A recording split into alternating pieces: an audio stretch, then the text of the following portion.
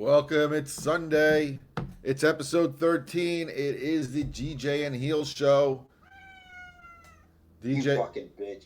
How dare you start with that stupid bullshit theme song? come on. It has Trigger to me. for today, for this week, for this weekend. It's got to be. We got to do that.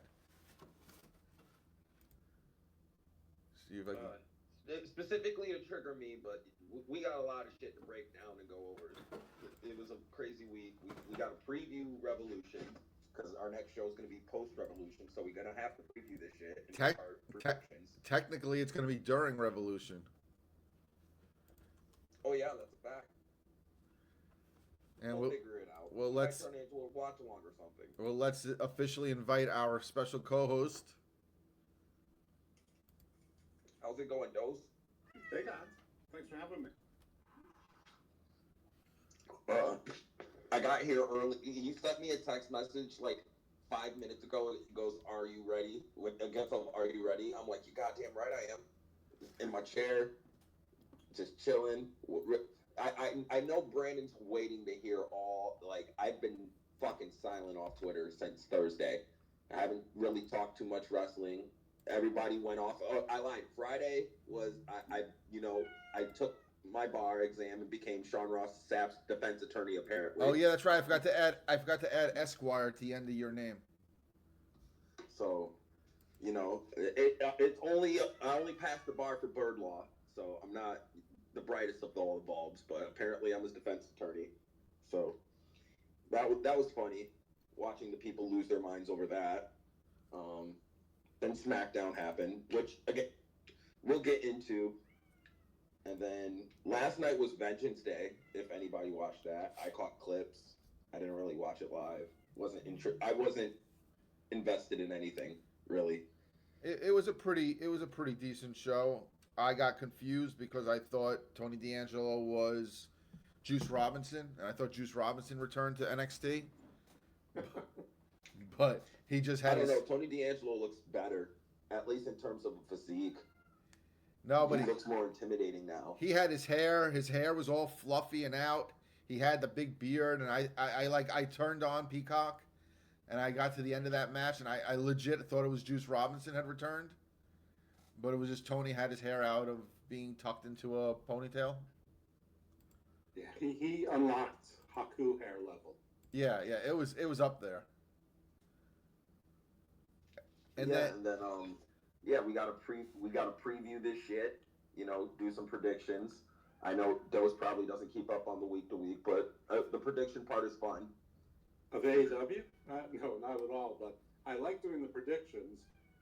Because like for the first year and a half that I didn't watch AEW, I was still predicting like upwards of 90% correct on the pay-per-views. But lately, as I haven't been watching it and still did the predictions, it's been getting less and less. So, obviously watching it does help, but it took a long while for it to get there. But let's see how I do. We'll see how I do. I want to actually start with something that's pretty fresh that I found to be funny, and honestly, it's like really hit a lot. Did you see the Ciampa heel turn last night? Are you talking about the clips of people basically side by side comparing it to the Gargano turn? And I'm one of them. Yeah. It was literally like step for step. Like there wasn't even like a change in it. It's literally. I mean, in the AEW fan mind and probably Tony's mind, he's doing an homage, paying tribute to that because he did watch him and most of the AEW diehards watch NXT Gold because that's why people started turning on the main roster because NXT was so fucking good. So like, I'm not at AEW about it. I think doing the heel turn this early is kind of stupid. You should have just debuted him as a heel anyway and keep it like that in the first place. I don't think they had a choice. I think because of the reaction he was going to get, they had to start him off as a babyface. But yeah, I'm not seeing it as like most of the anti-AEW people go, oh, they're stealing WWE ideas. Tony's a NXT gold mark. blah blah blah. No, he's just appealing to his audience, and that's how a lot of the modern AEW audience know Champa from NXT Black and Gold. They don't know him from Ring of Honor. They know he was there in Ring of Honor, but they haven't watched shit of him in Ring of Honor. Come on now. Don't they know him as your legal colleague when he was the Undertaker's lawyer? Yeah, that's the. Was it the Undertaker's lawyer, or he was the lawyer that was serving papers upon the Undertaker? Okay, I was gonna say I thought he was someone else's lawyer. He was Muhammad Hassan's lawyer. Yeah, that's right. That's right. Yeah, and but we should put him in a match with Joe Hendry because Joe Hendry gave Rusev the key to Bulgaria. Oh, Jesus Christ. Help me now. No, but do you guys at least get what I'm saying, though? I'm not really coming to AEW's defense to this, but I'm not one of the people just sitting here, using this as some attack, as my chance to attack AEW. There's plenty of other shit I can bitch about with AEW right now. It's not. I will when we do the preview. It's not so much an attack on AEW. I just find it funny. Like I get you want to do an homage. I get there's really nothing original when it comes to pro wrestling anymore. Everything's been done, but you could have changed it a little bit. You didn't like this. Almost reminds you. Remember a couple years ago they had the spot with Alexa and Bianca, and it was literally like the scene from like Scary Movie 3. like they literally did the entire sequence. The entire sequence, yes. And like they put every FTR match is they're doing they're replaying the entire match. I mean, AEW loves doing cover versions of their favorite hits. I'm just saying you could have changed it a little bit. You could have had him attack him in the board, but you didn't have to literally have Ciampa do the exact motions from when he attacked Gargano. And I found it funny because it was the day after SmackDown, and where everyone was going off. Well, Gargano is AEW bound because he lost in 2 minutes to Obafemi. Let me ask you this though: if they didn't do it exactly the way it was, would it be getting this kind of traction, and would everyone be talking about it? Of course not. So, but, maybe it wasn't so dumb. But I'm just saying, I find the timing is like everyone was like, "Oh, Gargano's on his way to AEW because they're doing nothing with him." And then they do this. It's like, okay, I guess Gargano's not because they just did the Gargano spot with Mark Briscoe. Like I initially was trying to state though, like it's you got to understand who Tony's trying to appeal to, and at least he's attempting to appeal to the people again. And instead of doing the shit he just wants to do, he is trying to appeal to his fan base the best he can, and he's somewhat getting results. So it's not like doing something like this is just gonna piss him off just because he's doing an NXT callback. Like I said, a lot of the people who's watching this shit knows what this shit was, and knows it was a callback to that. And was like, either A, thought it was cool, or B, are kind of on your fence, thought it was kind of funny, and the timing is fucking definitely a factor. But this is, compared to everything else going on in AEW, this is pretty much a nothing burger. Yeah. And if you're going to get people to boo Ciampa, he had to turn on somebody like Mark Briscoe. I mean, he couldn't have turned on like Mike Bailey or Jalistico or whoever's they've got there on their roster.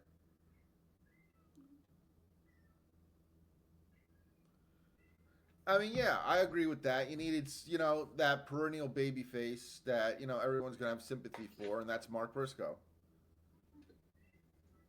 And Briscoe cost him the match, so it did make sense in that, from that sense, to have him turn on Briscoe, because freaking Ciampa had to put over Daniel Garcia of all people because of Briscoe, getting involved.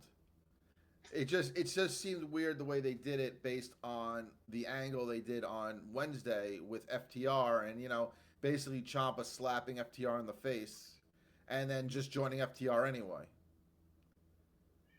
So it was just... I mean, no, that goes in line to what AEW... See, this is why I can't publicly say nice things about AEW, because then they'll go and prove me wrong fucking immediately. I give them their props and say, you know what, AEW's doing better. They're starting to appeal to the people who actually liked AEW. and it's working. Their show's getting better. Everything's not perfect. You know, they're still making MJF look like a complete and utter bitch, but it it how can I explain it? By dragging him down, they're elevating a lot of people to his level, kind of. If that makes sense. They're not dragging him complete down, but they're definitely taking some air out the balloon so the rest of the competitors can catch up. And I think that's actually kind of working to a small extent. Brody King's getting over to a main event level, which helps them because Tony never pushes big guys. You got Thekla as the new world champion, something new. She's taking the ball and somewhat run with it. It's the most interesting thing they've done with the women's division in a while. Yeah. You got Thunder Rosa back. You got Statlander. Even though Willow's holding the mid card title hostage, she's still an overstar. Like they're doing some right things, but they're also doing stupid things like making MJF look like a bitch all the time, keeping Moxley and his band of merry misfits around. Fucking now we got Tony Storm and Pocket stuck together like they're super glued to each other now. They're gonna start a love story. Like it's gonna, you know what I mean? AEW isn't perfect right now, but they have been doing better. I think the past 2 weeks since I said fucking they were doing great, they went back to normal AEW shit. And Yeah, I had. There's something that happened on Wednesday that that really, I guess, grind my gears, and it was Kevin Knight. You had the guy get pinned twice in one show. not even pinned twice, lose 2 championship matches. You know, and then you announce that he re-signed with the company. It's like it was like almost on brand for AEW and the way Tony books. But losing the MJF title match, which, you know, made as much sense as, you know, Finn Balor getting a title match against CM Punk when you already announced the main event of WrestleMania. You already announced and did a whole angle to get to the Texas Death Match. And then the next week you're having MJF defend the title. So you have Kevin Knight lose the match, fine, expected.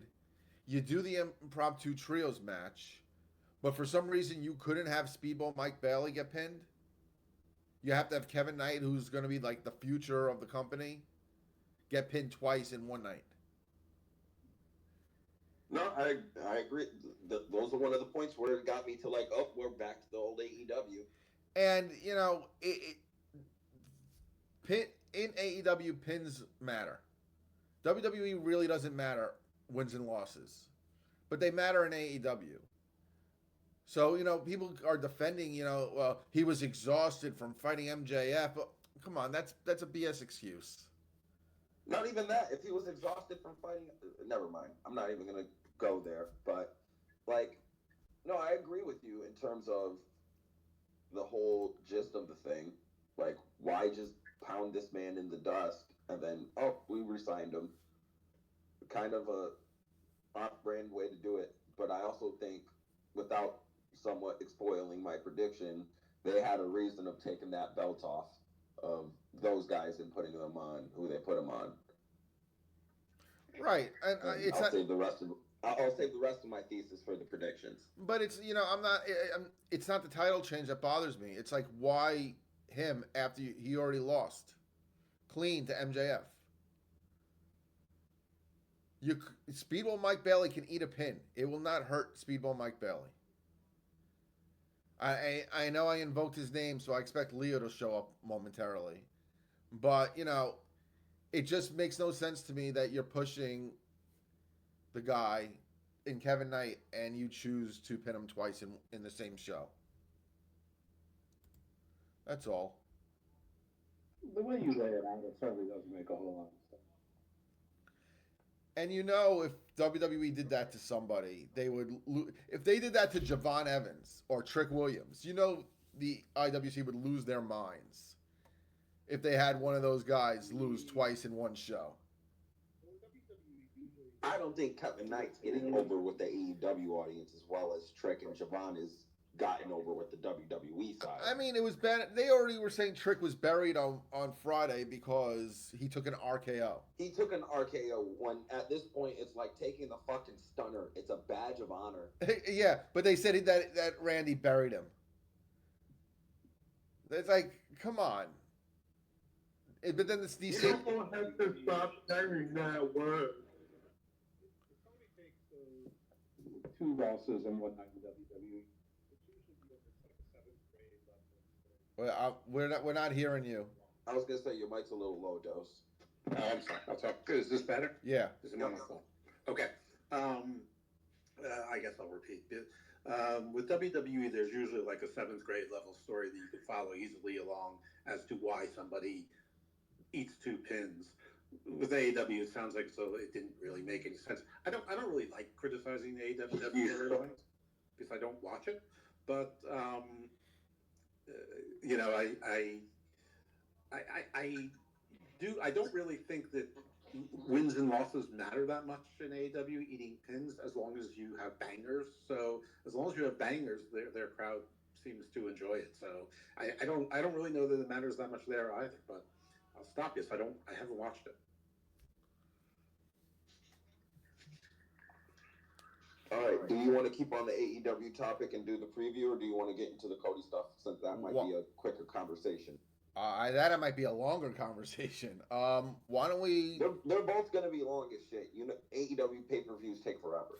Yeah. Why don't we tackle AEW since we're on the AEW topic, and then we'll switch on over and talk about Cody and Mania. All right, I'm about to post the shit in the jumbo. Give me 2 seconds. Yeah, I'm trying to pull up the Revolution card. Already got it. Okay. Hey, so somebody who's listening, if you could take down my predictions and then like send them to me or DM them to me, so I remember what they are. I'll literally open a DM to you right now. Thank you. 2 seconds. I mean, there we go. Do you want to start at the top, or you want to start at the bottom and go to the top? We're gonna go to the bottom and work our way up because that's probably in terms of importance of how it's gonna go. All right. So first thing on the list is the 21-man Blackjack Battle Royal for Ricochet's championship, which is on the pre-show on top of it. First off, do we think there's going to be any new surprising debuts? Probably isn't. I mean, it's also the pre-show, so maybe I think it'll be more of a return, maybe someone from an injury, than it will so much be, someone brand new. Can I throw you my wild prediction? Be my guest. I think it's Jericho. You think they're going to make Jericho return on the pre-show? I think the only reason I'm thinking that because Ricochet put out a tweet earlier, like a week or two ago, calling out Jericho for the national title. This is the perfect time and place to bring him back. Revolution is one of their bigger pay-per-views of the year. And if you're trying to at least, they're not going to top last year because it was Sting's retirement. But if you're at least trying to do something equivocal to that to get people. That was 2 years ago. Hold on, Joseph. But if you want to do something equivocally to Sting's retiring and to get interest, you bring Jericho back. Even if it's in the pre-show, there's nowhere else on the card you can fucking put him. And at least if you do this, you give Jericho a belt immediately, and you can do him and Ricochet as a feud. Yeah, but doesn't that also kind of, cut yourself off at the knees that you've been building for months? The Jack Perry feud over the title. I don't know. I don't give a shit about Jack Perry right now. Do you? No one gives a shit about Jack Perry, but that doesn't take away the point that they've still been building the program up. You're acting like Tony's never just dropped shit out of nowhere and never addressed it ever again. I'm just saying. And didn't he just get pinned during that Anarchy in the Arena light match last week? This match to me just doesn't even make sense to even be doing it. So maybe you're right. Maybe it is to, just to bring Jericho back. Like I said, it's just a thought. Have Jericho come back, be in the top two. Because if this was the case, they would have just did a one-on-one. If this was about the feud between Perry and Ricochet, they would have just did a one-on-one match instead of this battle royal thing for the belt. which I don't understand why they didn't, and I don't understand what they're trying to accomplish by. That's what I'm saying. So if they're trying to put 21 people in a battle royal for the belt, why not use it to bring back a Jericho? Because you have no room for him anywhere else on the show, and you're not going to insert him into any other feuds that you've been building up. So just throw him in the national title feud with Ricochet, have him work with Ricochet and Perry for a few months, and that's how you keep Jericho in his own vortex. But the question also is Jericho willing to go around to defend the title? Because, Ricochet. Hell yes, it's Chris fucking Jericho. He'll do anything for attention. Honestly, you know how my first thought when we were talking about like a return was Wardlow. It's too late for Wardlow in AEW. I think everyone knows that. Because there's nothing to do for him after. You bring him back for a one-off. It's not like you want to see any hot Wardlow feuds. At least Jericho to a small extent, just because he's one of the founding fathers of AEW. He's still going to have some cachet and pull with that audience. They do kind of miss him, and they'll appreciate the loyalty, quote unquote, he's showing with staying with them. Maybe he can rehash his image so he can get a longer contract with Tony, and he don't have to go back to the other side of the fence for his retirement run yet. Can I ask you He to do can me a milk Tony favor? for a couple of years. But go ahead, Dave. Sorry. Can you just read off the card as to who's on there so that I don't make a outlandish prediction? They already have a match. Yeah, I got you. So as far as the men who aren't going to be in the Battle Royal is going to be Andrade, Bandito, FTR, the Bucks, Takeshita, Moxley, Okada, Fletcher, Mark Davis, Jet Speed and Mystico, Swerve and Brody, and Hangman MJF. Everyone else is fair game. Okay. Yes, Andrade was sort of on my radar. I'm going to say Bobby Lashley. Okay. You know what? I'm not against that either. Returning Bobby Lashley could be a thing. Ironically, that was who I picked to win the title in the first place when they did the Battle Royal for it. I had originally picked Lashley to win it. It would kind of piss me off to, return Bobby Lashley, one of your bigger stars on the pre-show. I like I said, I do it for Jericho just because if he gets a big pop, he gets a big pop. If you get backlash, at least it's on the fucking pre-show and it's not the main show, and it doesn't ruin the main show. With Bobby Lashley, with him returning, even though I think there was a report out there, he even stated, I'm not hurt anymore. I just took some time off. Right. So if Lashley's back and he wins that belt, I'm not going to be mad at it. That's the one person I don't think who would be going around to random places and defending the belt. I feel like that's more Jericho's route, character, and motive. I just don't see Jericho going to these smaller independent promotions, but maybe that's just me. I think you underestimate the amount of attention pouring that Chris Jericho goes through. I do agree that that's definitely not Lashley's wheelhouse, though. It's also off topic, but on topic. It's also weird that, even if Lashley was injured, it's really weird that, the rest of the Hurt Syndicate just disappeared for months at a time. What do you mean, rest of the Hurt Syndicate? It's just really only real wrestler is Shelton. The only reason MVP laced up his boots is because he had no fucking choice. Because he had to take the pin, yeah, but why has Shelton not been on TV for months? What are you going to do with him? You have him in random matches. That's the AEW way. But I disagree. I think that just diminishes. I think that diminishes Shelton more because you want to keep him as an attraction. So you make him wrestling sparingly. You're not, overexposing him.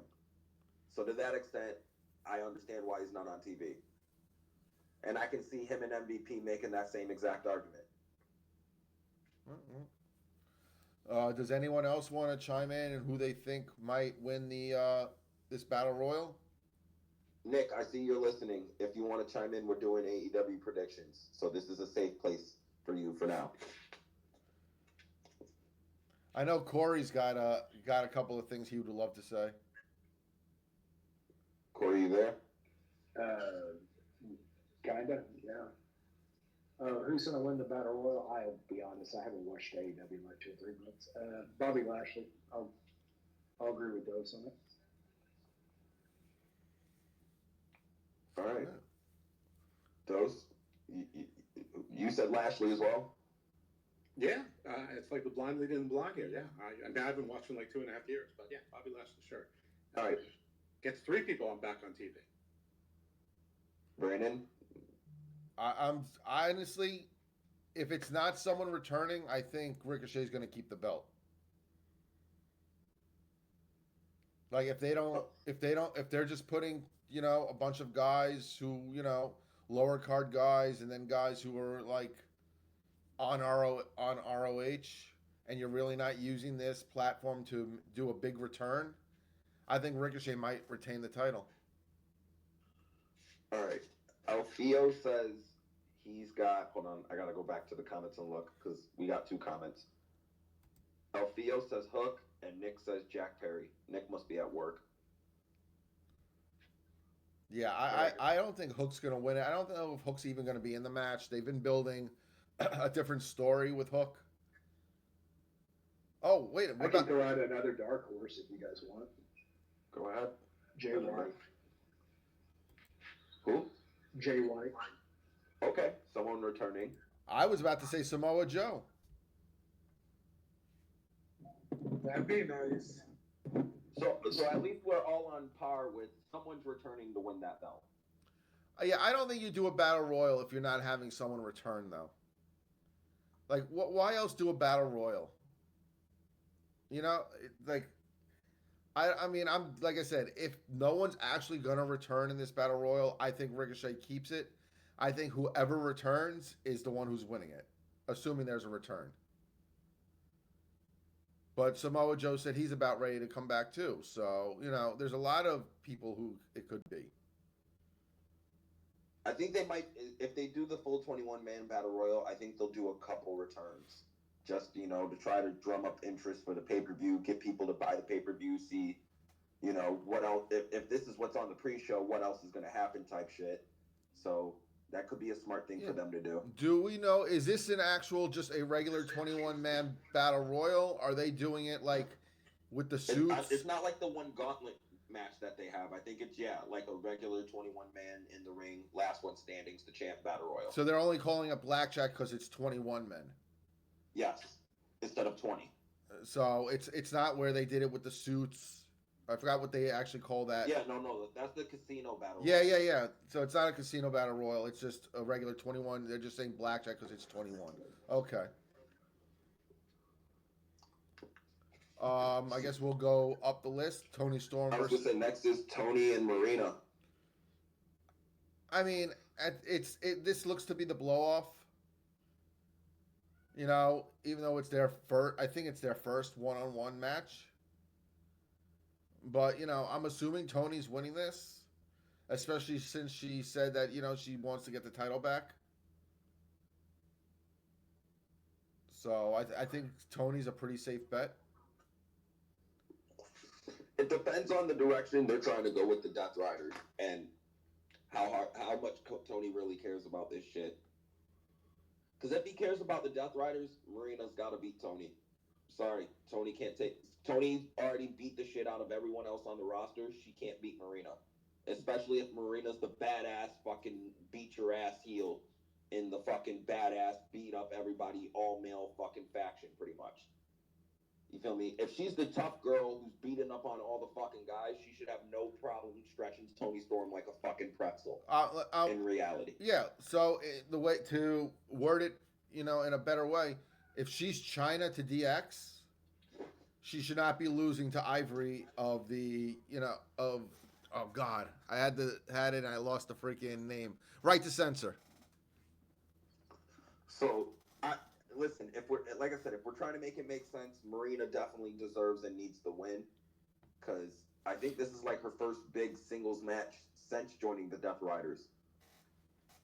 So, beating Toni Storm would make her an instant contender, and if you're throwing her in the women's division, which it seems like it's what they're doing now, that's their best course of action. Toni Storm can do an effective job. It's not going to be like any other loss in AEW where 9 times out of 10 it's fucking meaningless.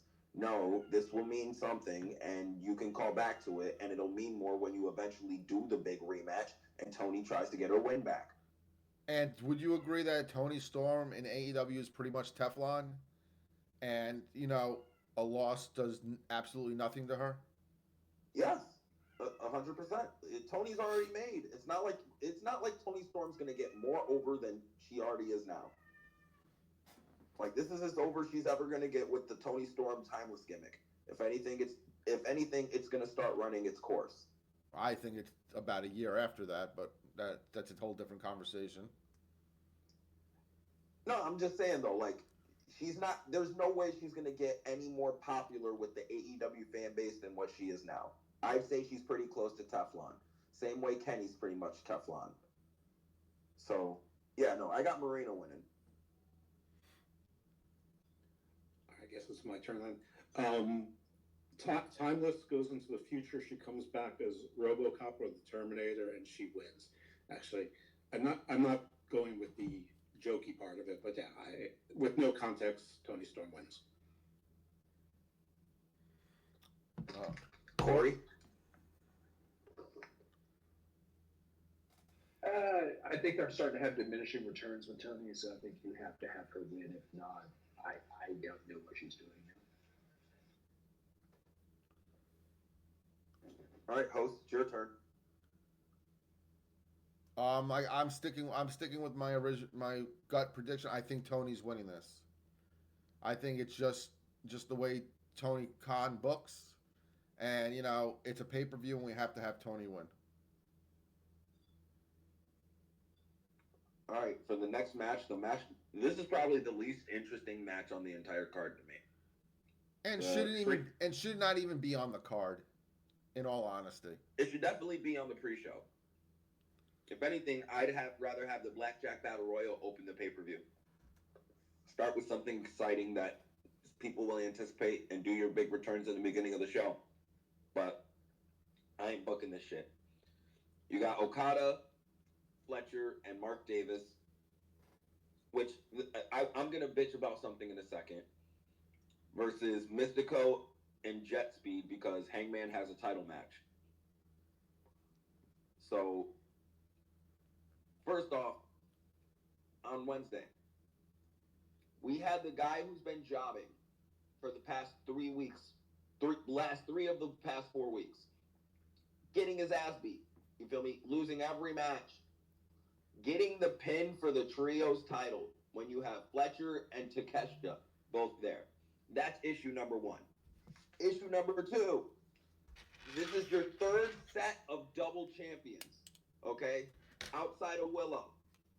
Or with Willow. That's including Willow. You got Willow with 2 belts, a tag belt and a fucking mid-card title.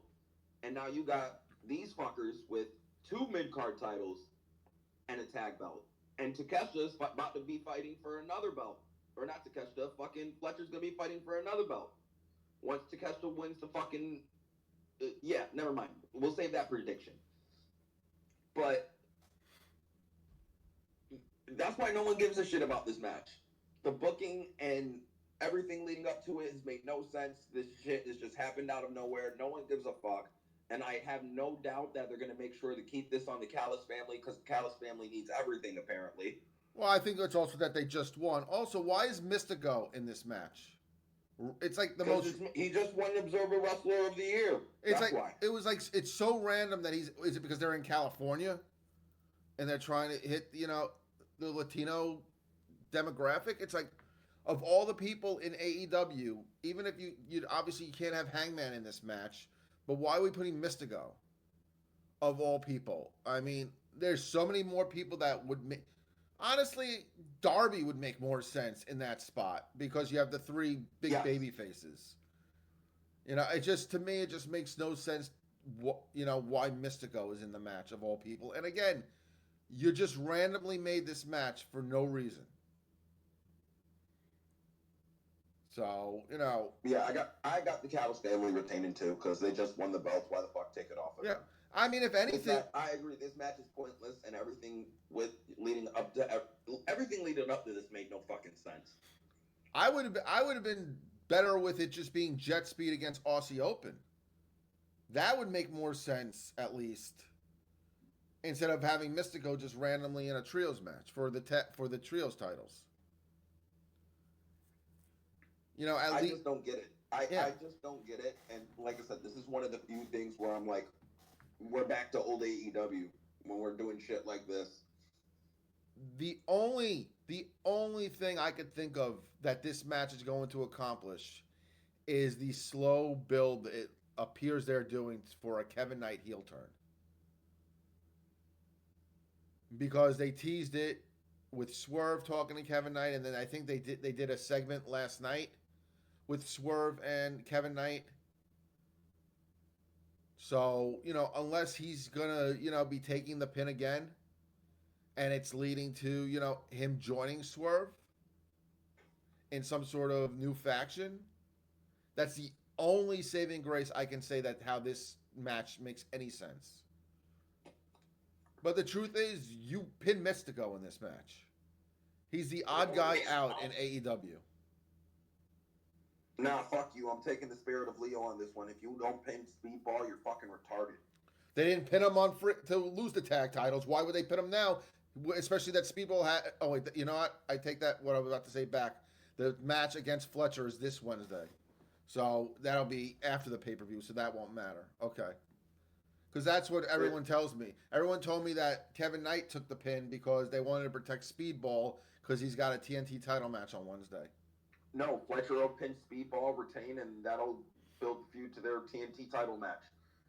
To where possibly Kevin Knight comes out and helps Speedball win the fucking title. And at least they get one belt. They have three. Everybody wins. They're happy. And we don't have to have everyone just holding multiple belts and everyone can go back to having their own belt again. Honestly, I will push for a Speedball TNT title run just because of the meltdowns from Leo. I'm pushing for it because I know the TNT belt is cursed, and I'm hoping some of it rubs off on Speedball. Yeah. But Man, don't messed up, brother. yeah, Don Cal's family retaining. They're not dropping the trios titles after just winning it. So yeah. All right, Dose, it's on you. Don Callis family. I don't care who gets pinned, but my ancillary prediction to this is Mark Davis gets injured again.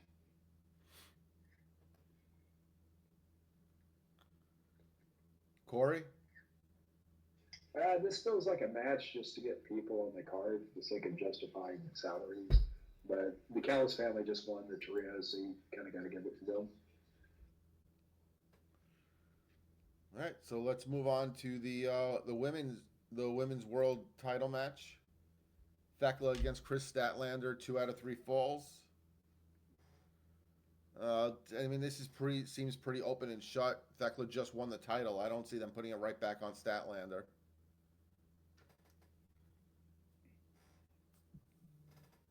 So, we're keeping it with Thekla. All right, my bad. I was writing down this list, keeping it track for Dose. In terms of this match, yeah, I don't see Statlander winning the belt back. It's too early. Thekla's doing all this promotion and press for everything, and she's running with it. I think Tony's going to keep the belts on her for a little longer because there's going to be a bigger match opponent for Thekla down the line. We don't know who it is yet. We got to see, possibly a Mercedes. There's going to be a bigger money match for the person who finally takes the belt off of Thekla. I can see Thekla running with it for a few more months. It's not as bad as a lot of people thought it was going to be going into it. And she's been doing actually a pretty good job running with the ball as champion. It's different you feel me? It's finally something different for AEW's women's division. It's something they drastically needed. So I got Thekla retaining.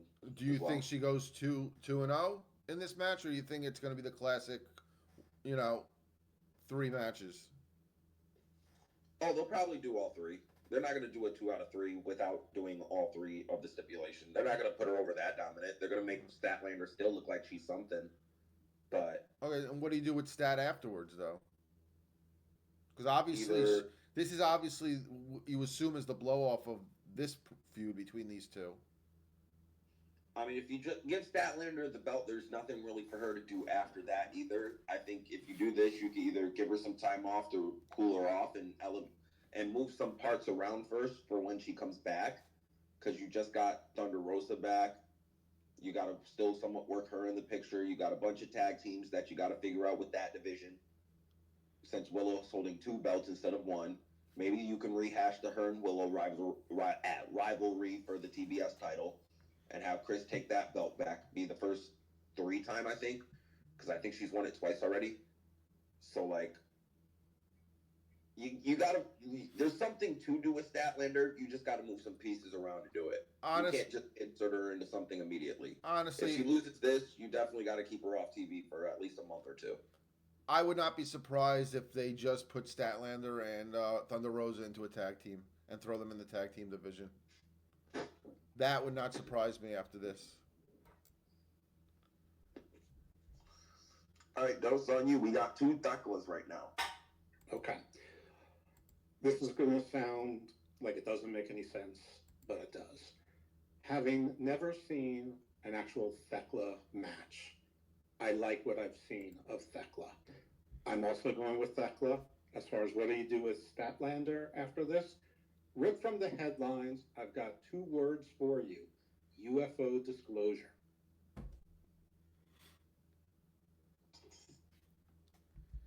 Well, if you ask, there's one thing we didn't take into account. If Statlander loses, according to Dr. C, she's Fed bound. So Well, every woman is fed bound, according to Dr. C. So. Dr. C's a fucking moron, and he's scared of me. Because I'm probably one of the few people who publicly embarrassed him on every single note, and he doesn't ever want to go through that shit again. To be fair, I think he's scared of everyone. That's why he blocks people who call him out. But all right, Corey, you want to hop in on the prediction? So I gotta say it for Dr. C. Persephone. No, I'm just kidding. Thekla's got to win it. She's a hot hand right now, and they've just gone to her. They've got her all over the promotional stuff and everything. I felt like Chris Statlander just kind of seems lost at the moment. To be fair, Corey, Persephone does have a TBS title match on Wednesday. So, She just won the CMLL title from Mercedes. No, she's on Dynamite this week against Willow. Well, and Dr. C was telling me David Finlay is going to WWE. Maybe he'll turn up this week on NXT, right? It's possible, So, yeah. Yeah, about that. I was saying that David could go to WWE just to be with his brother and his father, but I also said he was weighing his options, and well, we found out Wednesday. Well, I'm an optimist. Maybe he shows up this Tuesday, right? All right, we'll go to the next match that Brandon skipped because he went straight to the women's title match. Well, I'm going off the list on the board, and that's the one that's why because I went. I was just going by the pictures. All right. Yeah. Well, it's next either way. Brody, for the title, this match is for something. It is for something. There's a stipulation for this shit. Shout out to Awful Wrestling. I see he popped in. For the title of the baddest man in AEW. There's no belt for this, but it's for a title, okay? Is it real? Is it really for a nickname? Wait, Brody King. Is it legitimately for a nickname? That's pretty much what this is about. But I'm saying it's not like lore, right? Like it's not like AEW officially announced that. Like the winner. No, they didn't officially announce it, but they might as well have. That's what this whole match is about. Okay, I understand that. I understand the storyline behind it. I thought that they officially announced that the winner is going to officially be the baddest man in AEW. God damn it! I should have just kept with the stick then. Yeah, I really thought it was because it's believable. It's believable. But Brandon, that's pretty much what this match is for. I know. It's a title match for who's the baddest man in AEW. There's no belt for this, but it's a title match. Whoever wins is officially the baddest man in AEW. Oh no, I legitimately thought that they made that a stipulation. That's why.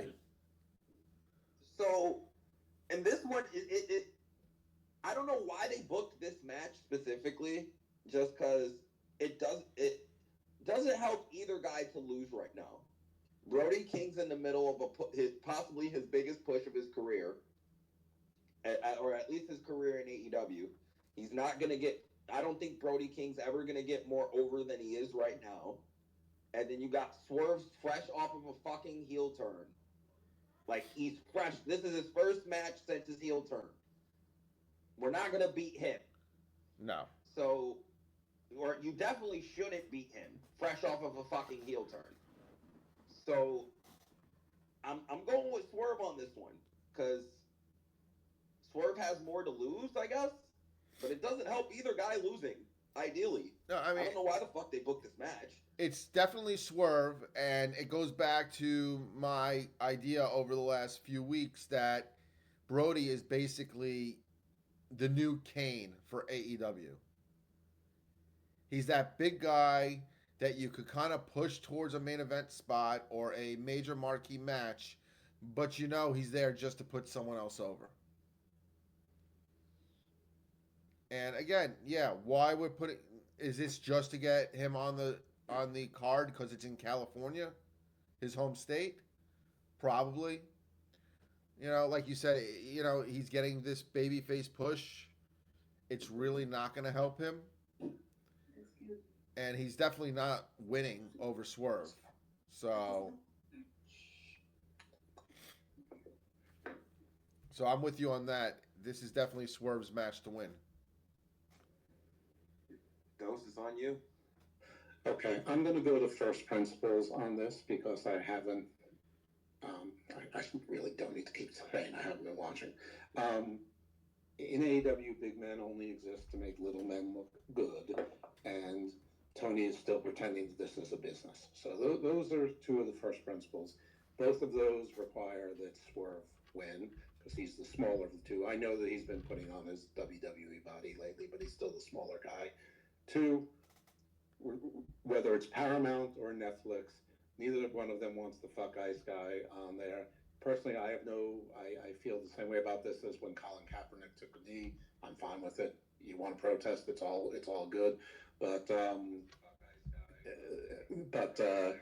I don't think that Tony needs that right now. I don't think he needs whatever headaches there are.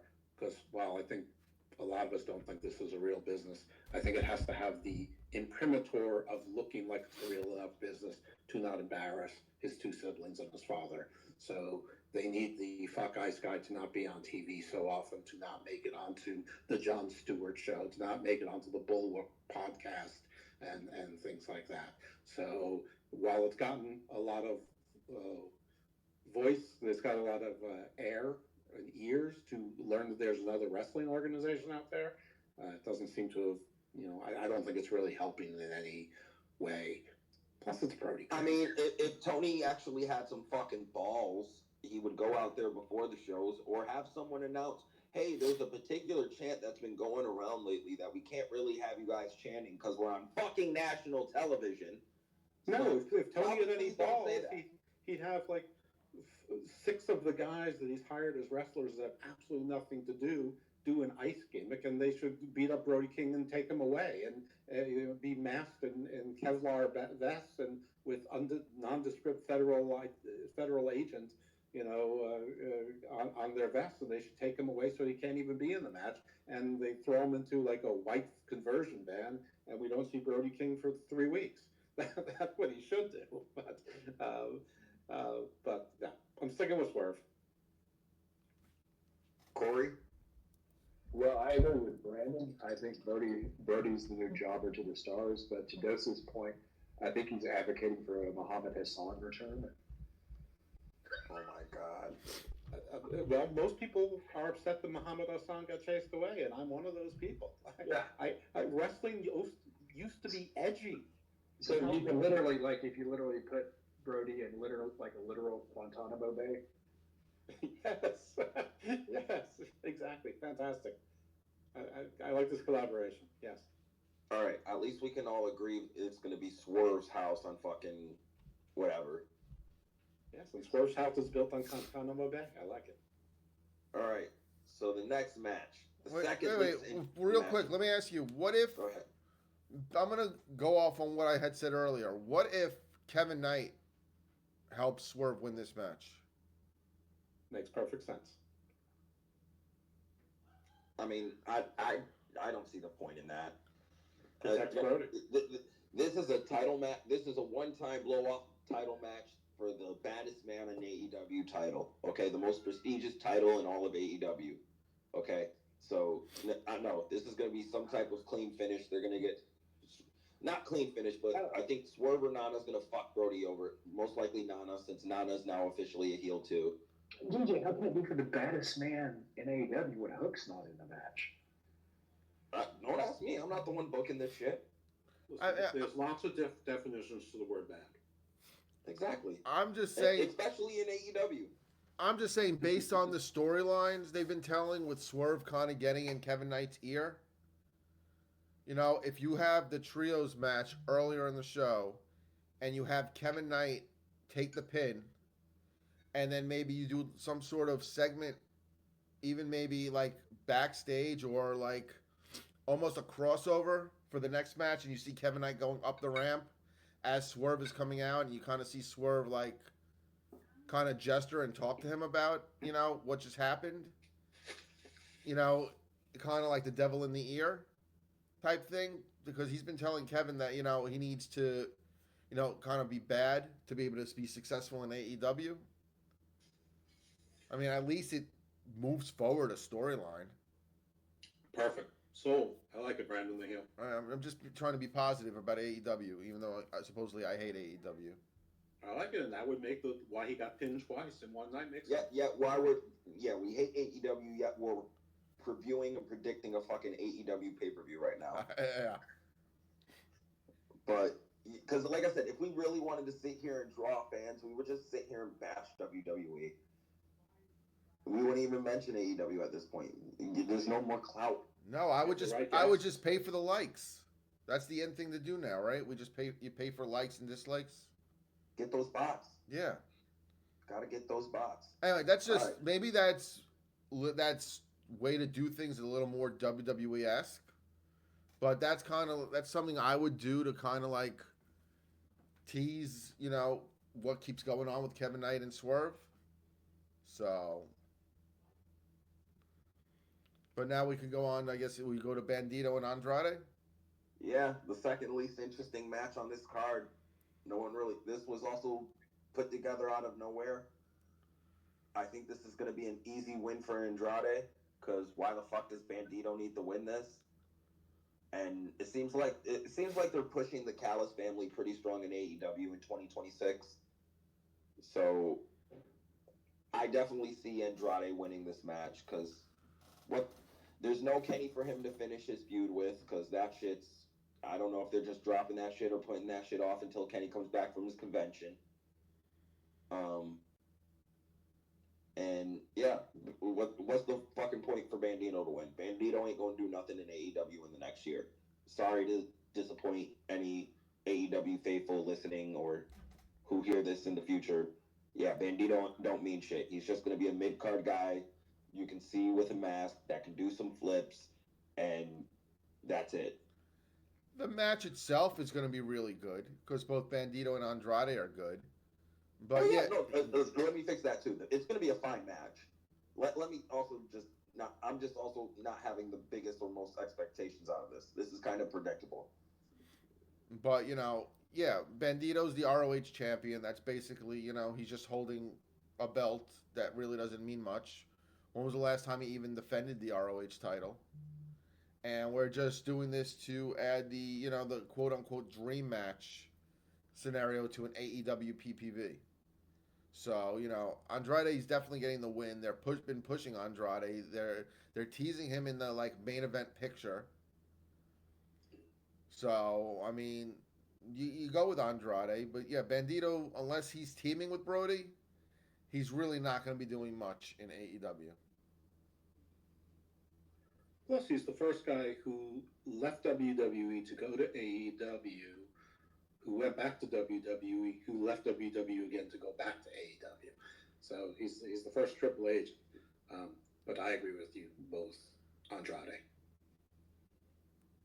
Corey? So, question, I think Andrade's winning, but why wouldn't you put the ROH world title?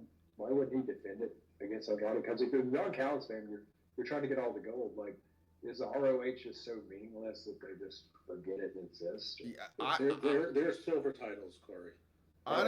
Honestly, because you're not gonna. Honestly, I don't think he wants to put Andrade in ROH, and you're not gonna beat him if you put the title on the line.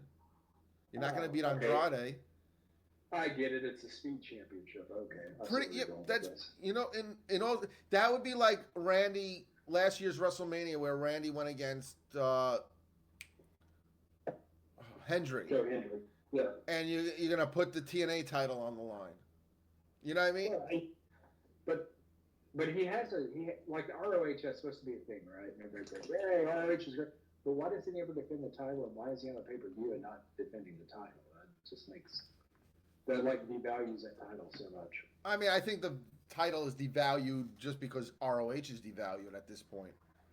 So, Well, yeah, and especially if you treat it like that, we don't even mention he's ROH champion, and we have the ROH champion, but he's having a match, but he's not defending the belt because nobody cares. Yeah, and the graphic does it. I don't think the graphic even says like ROH champion Bandito. It just says Bandito. He's got the title the title in the graphic, like it's on his shoulder, but it doesn't list him as the ROH champion. So. No, it doesn't. It just says Bandito.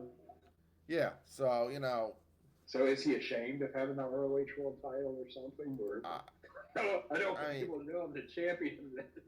Yeah, I mean, I don't blame Bandito. I blame Tony Khan on this. But yeah, it's just ROH just means. It just doesn't make any sense to me. If he's trying to get them a TV deal and they're trying to push him to TV tapings, you'd be like, hey, the ROH World Champion Bandito is facing Andrade. That would be a selling point, but they seem just rather ashamed of it. Maybe Bobby Cruz had something better to do Saturday. You got a dose. Yeah, you trust me. That has to be it. All All right, let's get to the next match. For the 5th time in AEW history, it's FTR versus the Bucks for the tag title. Woohoo! This one's actually a toughie. This is actually one of the harder matches to predict. Because this is possibly the least interesting of all the matches these guys have had. And I really don't see the benefit of either of these guys being champions right now. Who are the champions right now? FTR. Okay. But the one thing Nick keeps bringing up to me when we talk about this is, well, there's still Christian and Edge or Adam Copeland, whatever the fuck his name is. They're still, looming in the bushes or whatever at some point. What about Nick Wayne and Killswitchosaurus? Them too. Well, Killswitch is injured. Oh no, he's hurt again. But he's also a babyface. He's not with Nick Wayne anymore. What about Mama Wayne? Is she still around? Well, Nick Wayne's been out for about 6 months. He broke his leg or something, and he just came back in ROH. So, and he's the TV champion in ROH, but he hasn't been back on And AEW. she's back with him though. Okay. Right. But they're in Ring of Honor for now.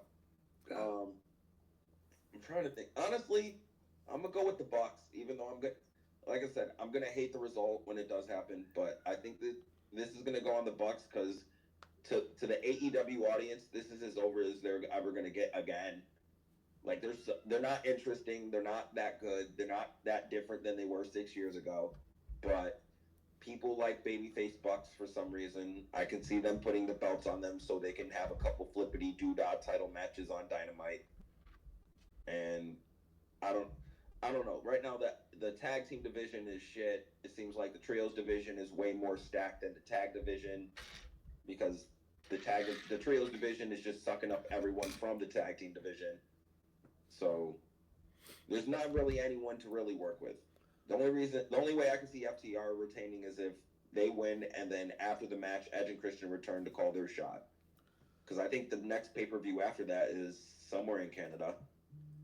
I think the one in Canada. Vancouver, British Columbia, Canada. They actually have 2 this year because I think I think Wrestle Dreams in Toronto. But yeah, Dynasty's in Vancouver. It's still close enough in Canada. Um, I agree. This is like maybe the hardest match on the card to predict. But I think whoever's winning all depends on not this match, but the next match. Meaning, like, who's next after this match for each team. Like, FTR, you basically know after the Bucks, it's most likely the return of Christian and Cope. But if the Bucks win, what's next for the Bucks with the tag titles? There's really no one next for them. So it all depends if you want to put the titles on Cope and Christian. You don't need the titles for Cope and Christian against FTR. So there's that. So you can still do FTR against Cope and Christian without the tag titles. But again, you're putting them on the Bucks. What's next after the Bucks win the titles? It's the same argument though with FTR. Like the only thing next for them is Edge and Christian, and we both just stated they don't need the belts for that feud. Right, but it's already pretty much made after they pile drove Beth. That's the feud right there. Them trying to get their lick back for fucking paralyzing Edge's wife. Right, but there's more babyface tag teams than there's heel tag teams. So it's easier for FTR to retain and have those next challengers if it's not Christian and Cope than it is for the Bucks. Because really, I mean, being babyfaces and heels don't matter in AEW. Come on now. I mean, but legitimately, if the Bucks win, who's next for the Bucks? The return of the Hurt Syndicate. That's pretty much your only heel tag team. Swerve and Kevin Knight. I mean, is that what you're going to do with Swerve, though, honestly? Doesn't that the minute after beating Kenny Omega? Maybe. Honestly, I think FTR is going to retain. But that's what I think. Whether it's to go to Christian and Cope or not, I just think FTR is retaining right now. I don't think they're going to put the titles back on the Young Bucks. No, I think FTR has won 2 of the last 3 matches. So, in my eyes, I think the Bucks got to get their win back. But we got 1-1 right now, Dose. Okay. Question: are the Elite still sort of together, like Kenny and Perry and Hangman Page with the Bucks? Are they friends this year? I mean, for the most part, yeah. All right. So you said nobody knows where Jack Perry is. Kenny's not doing, ever since the video game thing, Kenny comes back and he's finding new and lamer reasons to not be around. You just well let me just. He was taken out by Swerve a couple of weeks ago. So they had a match. They had a match on Dynamite. That's where Swerve officially turned heel. He put Kenny through the announce table and all that stuff. Kenny's not on the show because he was booked for a convention in Japan, some anime convention. So that's very important. Well, so that's how they wrote him off and why he's not on this show. So that's where Kenny's at, but he is circling the title picture. All I know from my vantage point is every time I hear about Kenny Omega, it's Kenny Omega returned after a long absence. I'm like, what? Anyway, and I think you guys just told me about a half hour ago that Ciampa just joined FTR side. Correct. Okay. Yes, they have a 6-man match on Wednesday. So it seems to me that the Elites are either on the outs or busy with other things, a la Hangman Page. FDR has a new friend. They also seem to have new foes waiting in the wings. I'm going with FTR retains. Corey? Okay, you ain't winning. Any of us having to watch this for the 90th time. or my dispensary for how much pot I'm going to have to smoke to actually sit down and enjoy it. Now, it's got to be the Bucks. And to Dose's point about Kenny Omega, they're literally like running into excuses at this point. It's like Kenny Omega got detained in TSA.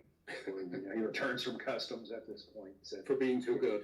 Yeah, it's basically the Roman Reigns syndrome, basically, at this point. No, I think it's going to be probably, I don't know. I think it might be one of their better matches because they haven't wrestled in a while. They might try some new shit. I think this is the first time actually since their first match where the Bucks are baby faces and FTR are heels. and FTR actually are a better working tag team as heels. So I don't doubt it's going to be one of their better matches, but just there's no intrigue behind it, or at least not as much as it you would think if we said this shit like 3 years ago. Well, I guess you're outvoted with FTR, but you're still going with the Bucks, right, DJ? Oh yeah, I'm definitely no. Corey went with me with the Bucks. Yeah, Oh, it's 2-2. I'm sorry. I get lost with Corey and his, and his passive aggressive hate of AEW. Well, I love AEW. It's my favorite. That's like a favorite thing. All right, Moxley against Takeshita. I can't say his freaking name. I think this one's also one of the more predictable ones on the card. Moxley's losing because they're going to want to redo the unified title thing soon between Takeshita and Okada. You said Kushida there for a second. I'm like, wait, isn't he a MLW? No, sorry. Takeshita. Take a shit up. Yeah. But yeah, no, Takeshita's winning. I think because they're going to build to the eventual him and Okada match for the unified title. And Tony's going to retry to make that belt a thing. And yeah, so Takeshi's beating Moxley. Agree. They've been building towards it. I hope once that happens, they stop this meaningless feud with the Don Callis family and the Death Riders. They still haven't explained why these two factions are feuding, why they keep having multi-man matches week after week after week. So, I think... Now, my question is, when Moxley loses, do they finally pull the trigger on the rest of the Death Riders turning on him? Or are they still going to go... Or are they still going to go with this will he, won't he, unspoken whatever between, are the Death Riders baby faces or heels?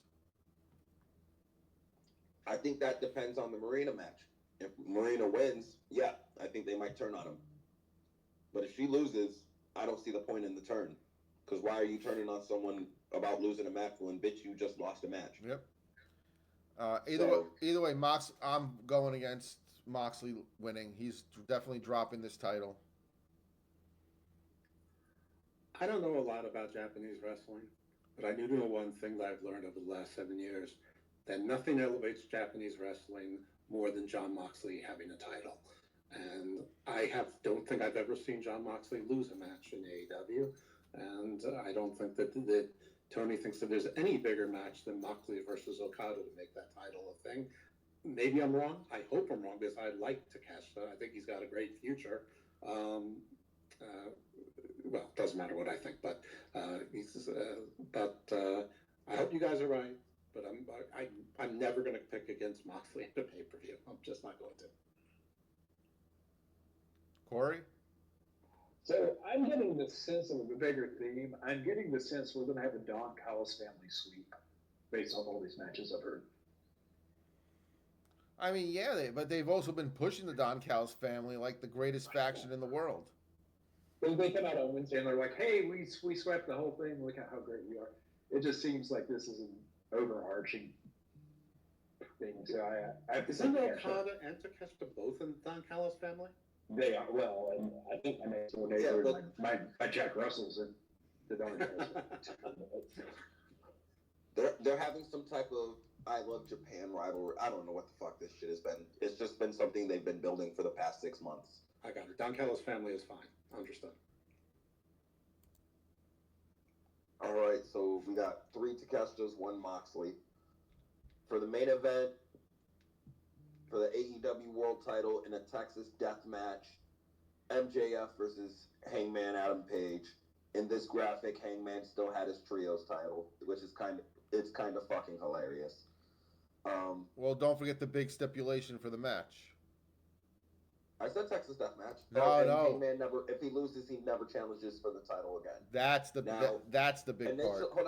Hold on. I gotta go off on this because initially, I thought, thank God, Hangman's never gonna ever challenge for the world title again. We're safe. Blah blah blah. I think this motherfucker's winning the belt because Tony just did the same abrupt thing he did when he found out Hobbs was leaving, and immediately took the belts off of the fucking Ops and put him on the Rodeo Jet, whatever. The Rodeo Jet Boys, or whatever the fuck their tag team name was. Horsecock. And Horsecock, there we go. But just to take the belts off of them before the pay-per-view, just to have another title match on the pay-per-view, I don't see Tony doing anything that drastic if he ain't having Hangman beat MJF. And I think that's what they're doing. Which again will just make MJF. You're gonna just destroy all the stock you have in MJF and make him look like a complete and utter bitch. But I got the Blue Sky Cowboy winning this one because he dropped the trios belts before the pay-per-view. Yeah, but he didn't get pinned. If he would have gotten pinned, I would agree with you. But I just feel that, I don't think they're going to take the title off MJF. Because, again, I'm looking further down the line of the calendar year. You got Kenny. You got the return of Ospreay. You got all leading to All In. And I just don't see that, Hangman falls into those plans.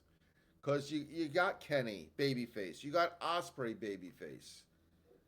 You got Adam Page, babyface. You're not going to have all these main event matches for your pay-per-views the rest of the year for the world title with babyface versus babyface. You need that antagonist. I don't know. It depends because possibly you can do Hank. It depends how Ospreay's looking and how comfortable Tony feels about having the Ospreay plan first. But you can at least get away with a Hangman Kenny match. You can get away with that, but you can also get away with a Swerve Hangman match for the belt because that's something we haven't had yet. With all the matches those two motherfuckers had, we've never had one for the belt yet with them. So there's still stuff they can do with Hangman in terms of heels. I'm not saying I'm for this.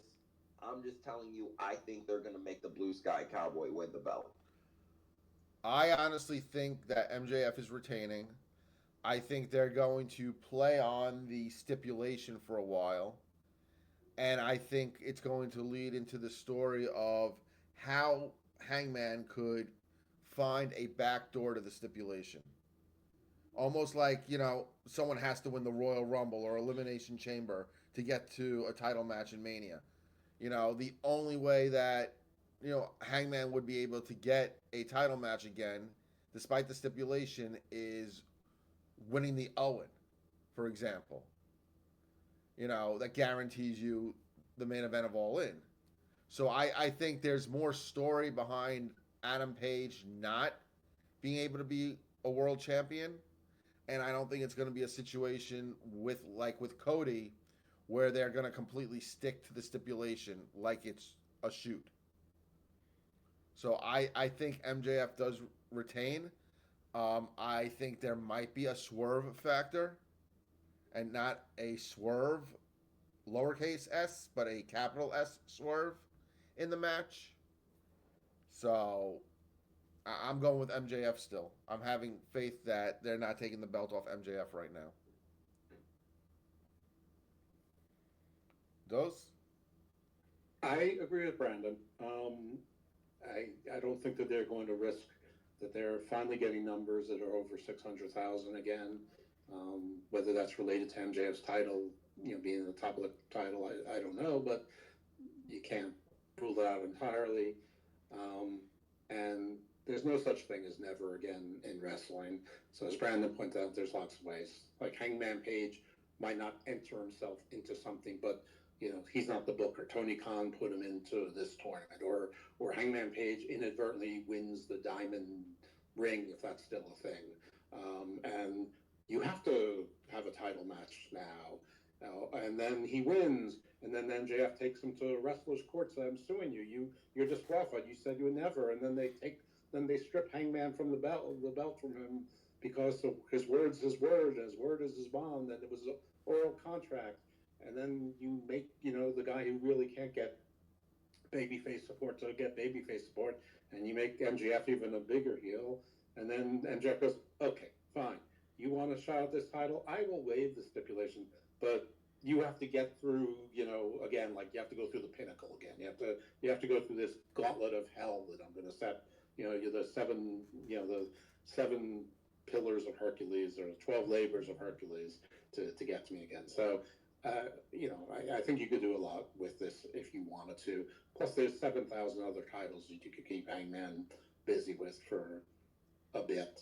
But he's normally been a failure as the top of the card, so MJF retains. Corey?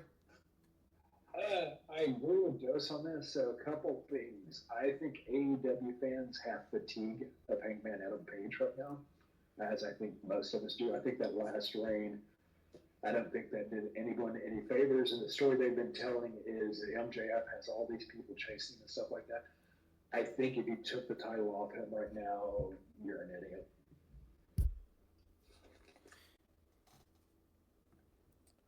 Herm, you finally got the speaker. What's up? Oh, hallelujah! Man, I thought Elon really had it in for me today. Blue Sky Cowboy. Is that anything like a Rhinestone Cowboy? The old Glenn Campbell song. No, this is a guy who just puts his woke agenda on Blue Sky. Oh yeah, well I get Hangman and the other fall is fucking Brody King or whatever the hell. I'm still gonna say Jasper Troy is all elite. We'll see that for another discussion. As far as this match goes, if they take the belt off of MJF and put it on Hangman, you really got to question the decision making that's going on there. And it's not like we're not already questioning the decision making, but then this goes even further as far as questioning it.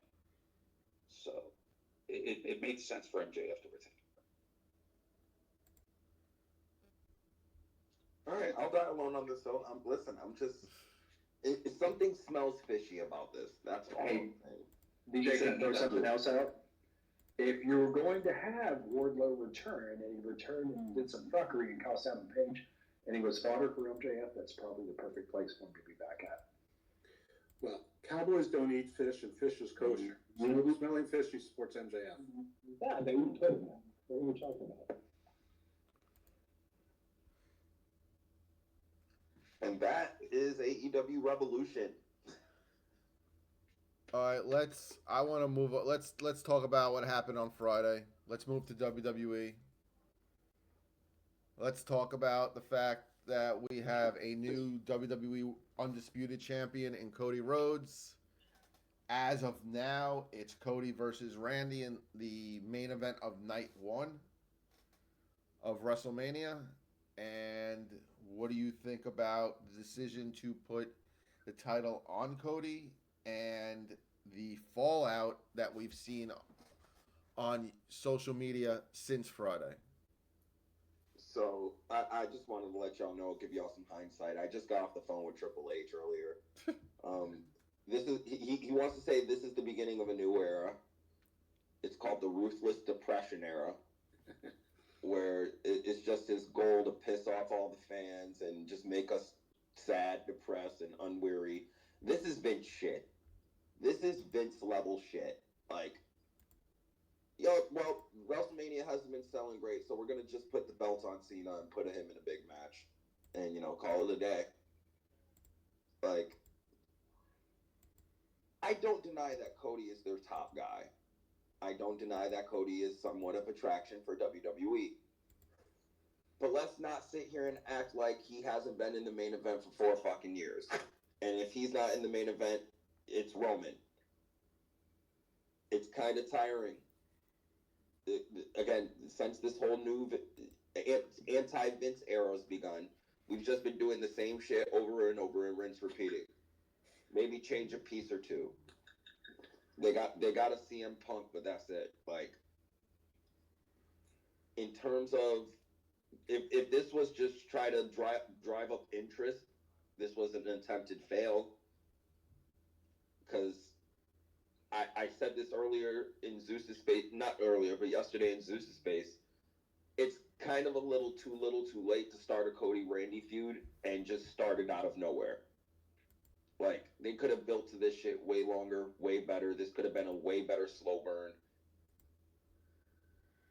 And I just feel like they're doing this because everything else. We're only getting this match because everything else went up to shit.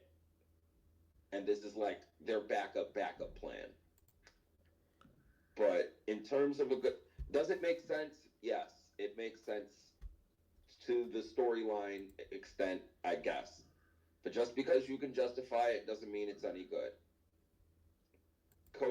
We've been doing Cody and Drew for title matches nonstop, back to back for like 4.5, 5 months. And Cody's lost all these other matches just to get another match. No matter if you can explain it or not, it's still the optics. Cody lost his belt, lost every opportunity he had, got another opportunity anyway just to win the belt and go to WrestleMania again. The only way I feel like they can justify this shit is if they do a heel turn with Cody, not Randy, at Mania. That's the only way I think they can justify this shit and justify throwing Cody into another fucking main event. Because other than that, they just kind of killed their cash cow. But that's just me. I'm on the wrong side of the fence apparently this week on fucking everything. So I don't give a shit. I'll die on this fucking hill. I'd rather be right eventually and everyone tell me I'm wrong now. So. All right. Well, as far as the Cody thing, he's the face of the company, pretty much. You know, he's the one who does the PR. You know, people will say, well, no, it's Roman. And, you know, there'll be the back and forth whether it's Cody or Roman. But Cody's the one with, you know, making the rounds when it comes to, like, the PR and all that. And doing interviews where Roman is not. So he is the face of the company. So to me, that's like... Hold on. I got to interject on that one. I disagree. Punk's just as much as the face of the company as Cody right now. Punk's on the face of video games. Punk's doing a lot of press and fucking tours since he's become world champion. Technically, Punk's been the guy in the face lately. Cody is not... This whole perception of trying to make Cody QB1, nah, that perception is damaged quite a bit. So you... And like, I wouldn't say Cody is... He is a top guy. And he's their golden boy, yes, but I don't think he's their number one guy anymore. Like in terms of, he's the face of WWE right now. It's Punk. So you think Punk is in that Hogan, Austin, Cena spot? Right now, yes. He's in the biggest match. He's in the biggest match for WrestleMania right now. You're goddamn right. Right. Cody's match ain't the bigger match. Cody and Randy is not bigger than CM Punk and Roman Reigns right now. Obviously, or otherwise it'd be night 2.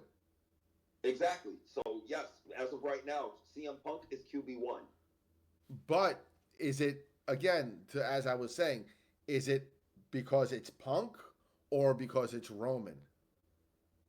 It's because it's Punk. I think you can make the argument that it's because of Punk. Yes. Again, Punk's on the cover of the video game. The whole thing, their whole video game and this whole time of the year has been based around Punk. Because let's just go on a little tangent. Let's say none of the injuries happened that have happened. It would have been Cody versus Punk, and it would have been Roman versus Seth. And Cody and Punk would have been the bigger match because Punk's in that match. Seth and Roman would not be as big as Cody and Punk. I mean, I don't. And we can throw this to the field if you. Let's throw that out to the field real quick. What's a bigger match, Cody and Punk or Roman and Seth? Honestly, Roman and Seth because of their history with the Shield. I disagree. In terms of the WWE audience right now, we're not talking about the smart marks. We're talking about the current WWE audience. You know how hot those promo segments were between Cody and Punk when they did have those back-to-back promo segments before Rumbles? Right, but in all fairness, it's not like they have just let the Shield lore go to bed for years and years. They have always brought it up. They even brought it up on Monday when Seth hit Paul Heyman in the back with a chair in Indianapolis. So it's not like they've just completely, disavowed the history of the Shield. It's still always been, within the conversation when it comes to WWE. Do you know what I mean? It's not like it's just been completely forgotten once, Moxley left for AEW. That's all. No, I'm not saying that whatsoever. I'm saying. Well, in you terms of did say you interest- said it's because you said about the smart marks, but I don't think that it falls to a lore that's just for the smart marks. That's what I'm just saying. I'm saying to the casual WWE fan, if you're walking up to them and asking them what match would you rather see, Cody Rhodes versus CM Punk for the WWE Championship or Roman Reigns versus Seth Rollins for the World Heavyweight title, they're telling you Cody and Punk 9 times out of 10. I can say that pretty vehemently. Dose, what do you think? What would be the bigger match? I have to be honest with you guys. We're in our second tangent, and I don't care about either of them. I don't care about who's the QB1, and I don't care about which is the bigger match. So I'm gonna pass. Yeah, at least he's honest about it. Yeah. Let's go to Herm, because I know Matt's gonna probably not agree with me. Well, the only reason I'm going to say Roman is because you can ask somebody that knows nothing about wrestling right now, and they know who Roman Reigns is. Can't really say the same about the other people. I don't know. I think CM Punk to an extent. I was gonna say CM Punk just had a new movie release. Nobody saw it. Wait, what movie? Night Patrol. Nobody Night saw Patrol. it. Oh, I He was also on a TV show called Revival. I watched it. It was terrible. Oh, but DJ, what was the thing that I would disagree with? Just the bigger match, Roman and Punk? Or no, Roman and Seth Rollins and Cody and Punk? Yeah. I don't know, because like just looking at the story, Roman Reigns, everybody knows Roman Reigns, but like I get it though. CM Punk is a big fucking name. CM Punk's one of the biggest names, along with Roman Reigns and Cody. But like, I don't know, it just feels like Roman would be the bigger match. And I'm not just saying it. Roman Reigns himself said that the main event of night 2 was gonna be Roman Reigns and Seth Rollins, but the injuries, stopped that. I don't think that would have main evented night 2. Oh no, it was. Roman Reigns said it was going to main event night 2 this year, but they had to change it because of injury. When did he say that? There was an interview months ago after Seth Rollins had to leave because of his shoulder injury, and Roman Reigns was in an interview. This was way before the Rumble and way before Survivor Series. He said that the original plan was going to be Roman Reigns versus Seth Rollins for the world title in the main event of night 2. I just don't remember which interview it was, but Roman Reigns said it himself. Well, I don't know why you're assuming that he was telling the truth and not working towards that's like going to be part of what he says in promos now, or that something he did months ago, it would have still been in stone months later, meaning now. Yeah, you never know. You never know if he was lying or telling the truth. But the reason why I think that is because when Roman Reigns, when Paul Heyman turned on Roman and then they introduced Braun Breaker to Seth Rollins, it was clear the night after WrestleMania 41 that was the main event for this Mania, Rollins and Roman. No, they were definitely building to that with Rollins stopping Roman, taking him out, and then Roman coming back for the caustic when they were building towards the Punk thing last year and stopping Rollins. Like, I definitely seen that being the plan eventually. Like I said, I don't think that would have been for the World Heavyweight title being a bigger match than for the WWE Undisputed Championship between Punk and Cody, especially how they've been slow burning that for 2 years. But here's my question. This is a good question, actually. What would you do after? Like, CM Punk versus Cody Rhodes. Cool, you have the match. But what's the story? So who wins? Like, what would even happen? First of all, the story is about, it's a simple respect story. Punk don't respect Cody because he's Dusty's kid. Remember, that was the key phrase Punk used during that Rumble match when he was one-on-one with Cody and he was fighting Cody with one fucking arm. I'm not losing to Dusty's kid. I didn't come this far to lose to Dusty's kid. And he lost to Dusty's kid. The story would be CM Punk finally getting his fucking win back. But winning the WWE title? From the guy, just based on that story, from the guy 2 years prior said, I didn't get this far to lose to Dusty's kid. And then he lost to Dusty's kid. And he gets a chance to get his lick back. And then eventually you can do a rubber match. It wouldn't be really a rubber match, but you know what I mean? You can tell big story big with confrontations. You All could right, tell the greatest story with Punk and Cody too, if you really wanted to take a shot at AEW. Because Cody like, you lied to me. You brought me to that other goddamn place. Not even that, yeah, and it's that optic, and it's also on that optic too. You got to think about it. It's the biggest match AEW never could have put on, but never did. I want to. Brought me to that hellhole. So wait, I want to just add in. We do have a couple of comments on the StreamYard. Greg Harris says that a factor is we haven't seen Punk versus Cody a bunch of times, like we have in some form or fashion between Roman and Seth, and that it would have been 3 years in a row that we did get Seth and Roman at a WrestleMania in some type of form, whether it be a tag match, a multi-man match. It would have been the third year that we would have Roman and Seth in some type of match together. No, that's what I'm saying. That's why I'm saying Cody and Punk would be a bigger match. It's newer, it's fresher. We haven't seen it, and it's definitely with two bigger stuff. It's like this is the argument how I'm putting Roman and Seth versus Cody and Punk.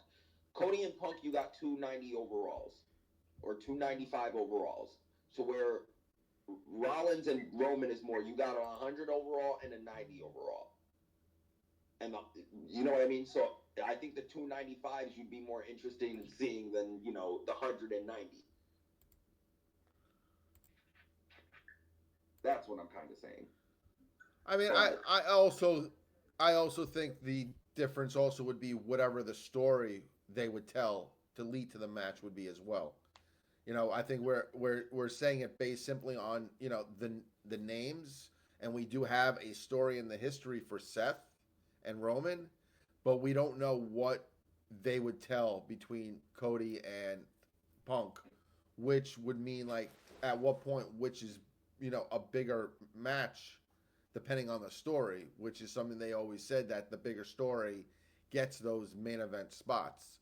But I don't think you can do Cody and Punk without there being some sort of low-key speak of AEW. Well, you don't necessarily have to blatantly say AEW, but you would have to bring up the history of the two of them from AEW to WWE and how they both got there, by going through that other place where they didn't receive the proper respect, whether it be from the management there or even the fans there, which is a thing with Cody, which is something that could come into play for that match as well. But to get back to our initial point and off of this tangent, like, again, I think this was a bad. The only reason I think this was a bad decision because this ain't gonna get more people to pay to come to WrestleMania. This ain't gonna get more viewership on the fucking eyes of the product. If anything, it's just gonna piss people off and turn them away because it's the same old, same old. You're not changing anything up. You're not trying to keep our attention. You're just telling different iterations of the same fucking story, and it's tiring. This is the shit that Vince did and pushed people away in droves, and this is all I've been seeing the past month to month and a half of WWE is old Vince shit. I'm getting flashbacks of Vince. I feel like I have PTSD with this shit, and like I don't know. I think Drew and Jacob is a good way to try to get Jacob over, I guess, because that is a good long-term plan. But we're also, I feel like a lot of people, because I know I'm gonna hear the argument at either some point today or some point eventually that, well, Cody's the top guy, and who else is gonna draw for WrestleMania? We're at this point now where there aren't guys on that roster who's gonna draw for WrestleMania. WrestleMania itself is the draw. I agree with you there. I don't think putting the title on Cody has to do with drawing power, because you're not going to have anyone who's going to bring fans in. It's going to be about the prices of the tickets. They have to. No, I'm just saying purely for WrestleMania is its own beast. Right. And It's like this. one show itself where the It's show itself is the draw. it's like the Super Bowl. It's like the Super Bowl. Nobody gives a fuck who's really playing in the Super Bowl. Everyone's gonna go see and watch it because it's the fucking Super Bowl. Exactly. That's what I was gonna get to. Yeah. Exactly. That's why I'm saying when people say that like about draws in WWE specifically, we're at a point when it comes to WrestleMania, it doesn't matter about the draws. It's about being at WrestleMania in the same way that you buy your tickets 6 months in advance for the Super Bowl. You have no clue what teams are going to be in the Super Bowl, but you're going for the experience of going to the Super Bowl. I think the issue with ticket sales is not about the stars or lack thereof in WWE. I think it's simply because of the prices. The prices of the tickets. I think that's the main problem with WWE, and I don't think anything they do is going to change that until TKO drops the ticket prices. That being said, I still feel Cody is one of, if not the top star in the company. So for him not to be in a title match or a main event spot at Mania is just something that they would not do. It's almost in the same way that I would not have expected Hogan not to be in a main event spot. Even if he didn't have the title, Hogan got the main event spot. The same thing with Austin or a Cena. These are just, this is how WWE does their thing, and it's what they do. So Cena's a bad argument because there were years where Cena was the marquee match, but he was either opening or in the middle of the match. But and he was blah blah blah. But that's not accurate.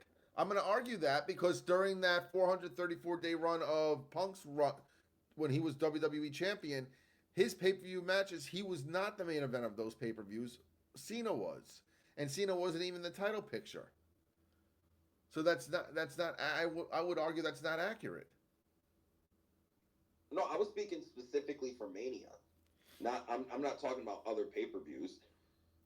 I'm saying there were years where Cena wasn't in a marquee match, but was a main event featured match on the card.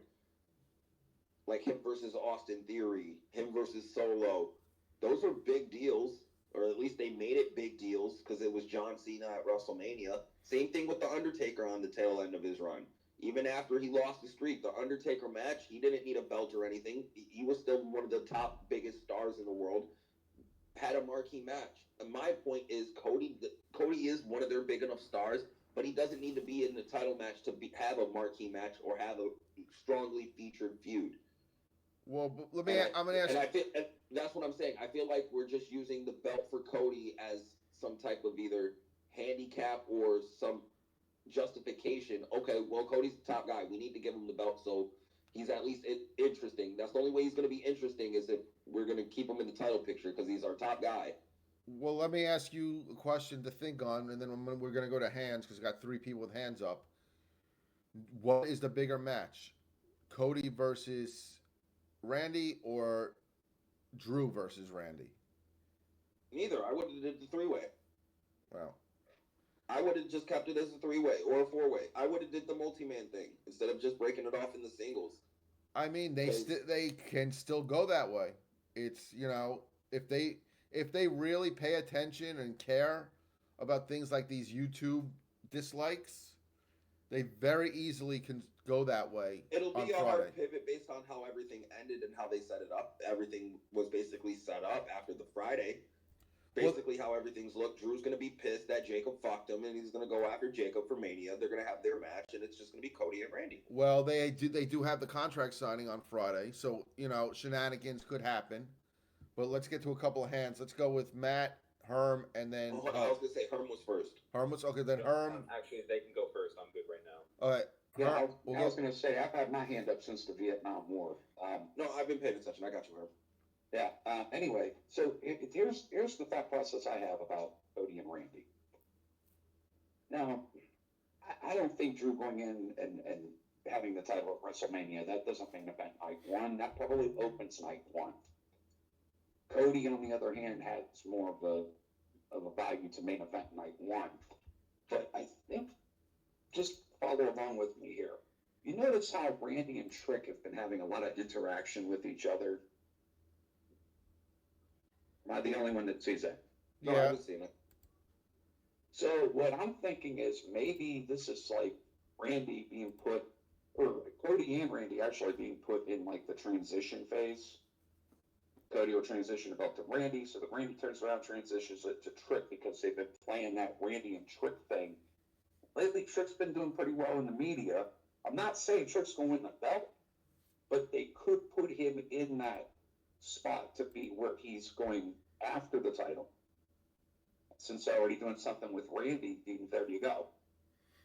I mean, I definitely let's say Randy wins the title at Mania.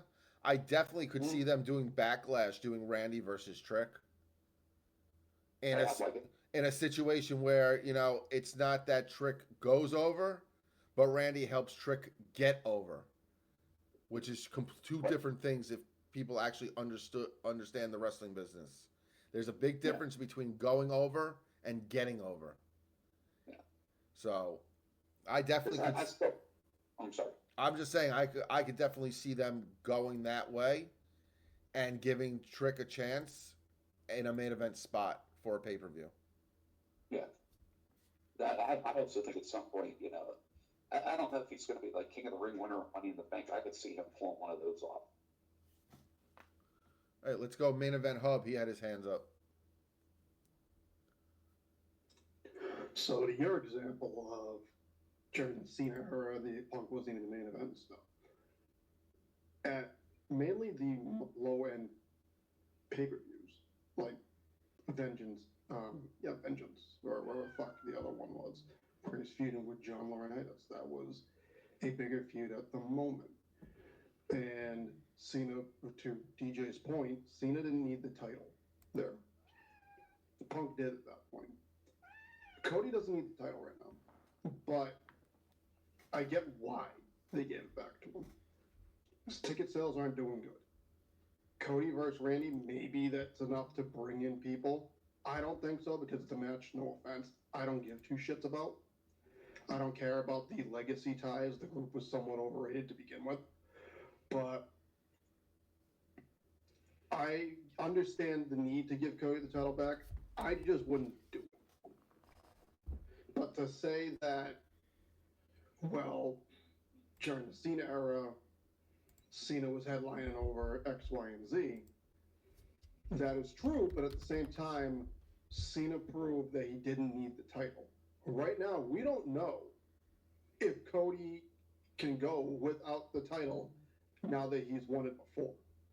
The chase was the whole thing, but we haven't really seen Cody do anything else outside of being in the title picture. And the same can also correlate, goes to Rhea Ripley, who hasn't shown they can do anything outside of a title feud, whether it be the main title or the tag titles. Yeah, see, I'm glad you at least came in and said this shit, so at least I wasn't coming off like a fucking crazy person, because that's the truth and the optics behind it. Like Cody, like we sit here and we say Cody's this top guy and Cody is QB1, but yet we have yet to see him do something without being in the title picture. I'm not saying Cody doesn't deserve it and Cody isn't a top guy and he shouldn't have title shots, or you feel me? But like him being the WrestleMania event basically almost every fucking year since he's joined the company, minus the first one because he debuted back at a Mania, minus the one that he debuted at. Every year, main event, main event, main event, two main events in the same WrestleMania. Motherfucker had two main events in the same WrestleMania. Like it's kind of tiresome. We got to do something different. Unless if this guy is such a star, let's give him a marquee match somewhere else. Let's build him a feud. Him and Randy does not need the fucking belt. And I've said this multiple fucking times. They have enough history. There's more than enough story where you can build a fucking great feud between them for WrestleMania or for a SummerSlam without the belt. But because we live in this culture of everyone needs belts and we need to pad these fake stats that we're giving everybody instead of giving us an interesting story to believe in and get behind, so these fake stats can fucking mean something instead of just being fake stats. Like, there's no real intrigue in this match, especially if it's just going to be a one-off thing, or a not even a one-off, but a quick two-time thing for Mania and Backlash, because that's all Backlash is for fucking rematches. And I said the only way to justify this match being and existing and them doing everything the way they're doing it is if they give Cody the heel turn Cody heel, because I feel like turning Randy heel is too much of the obvious and safe bet, and Triple H has been doing too much of that lately. You turn Cody heel, you drive some interest. That's what you do, especially after your biggest show of the year. And I don't think it's to jump on the Cody heel turn. I don't think it's a situation at this point with the way the optics of WWE are about, well, they didn't turn Cena for years because of, uh, Make a Wish and all this stuff. I think we're at a point that everyone knows, especially with WWE, that it's a work. So I don't think, not turning Cody depends on that type of stuff. We've seen, guys like Gunther be on Cody's, podcast and shit like that. So I don't think it's a situation where they have to worry about keeping or protecting the persona of the guy. Do you understand what I'm saying? Am I making sense with that? Yeah. You know, you know what I mean? It's just that they've made it clear that, thanks to Unreal or whatever, that, they're playing these characters. So I don't think it's a situation where, you would see Cody almost play like even Cena to a point when he was doing his heel run. Outside wasn't playing the heel. It was only within WWE. So I don't think it's a situation that they could honestly say, you know what? We can't turn Cody because of this, and that. So I'm with you on that, the only way to truly justify this, aside from the fact that, it is Cody and, we're going to put our golden boy, top guy, whatever you want to call him, in the main event of Mania, because that's what we do, no pun intended. But, the heel turn would be something that would make Mania memorable. But then on the other hand, if you do that night one, do you undermine the headline of night two? Because that would be the bigger headline than a simple Punk Roman match. Don't you think? It depends. I with how structured Roman matches usually are in terms of the storytelling, specifically for Mania, I disagree. I think, and Punk, Roman, and Paul Heyman, because Paul Heyman's going to have his hands in that match too, with the two people being.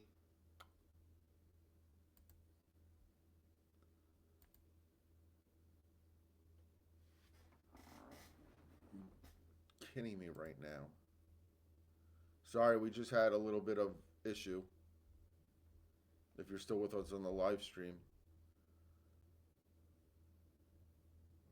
Every week with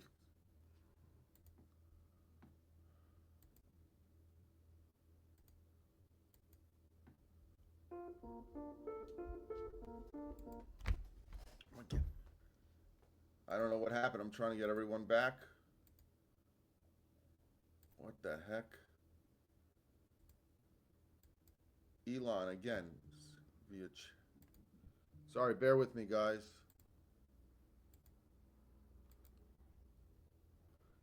I don't know what happened. We lost space, but we're trying to get it back. Give us 30 seconds. We'll be back. I'm just trying to get everyone to invite back.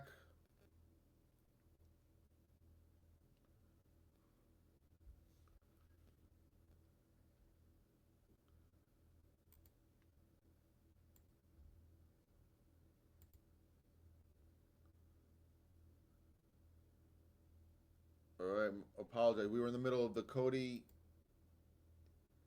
and I'm just waiting to get everyone back. What the heck? Every week, freaking every week. I apologize, guys. I don't know what happened. I'm trying to get DJ back in here and get everyone back.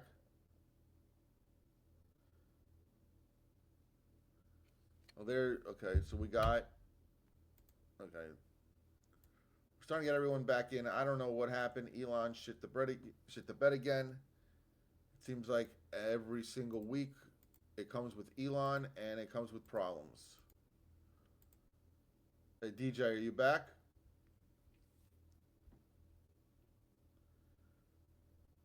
You there, DJ? I hear someone chewing.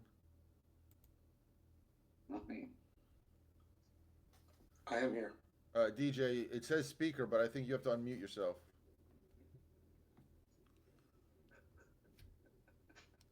Every week, I swear, every week there's some issue when it comes to spaces. Yeah, that's why I don't do as many as I used to. It's like I don't I sent DJ. All right, I'm back. I don't know what happened. The space just crashed.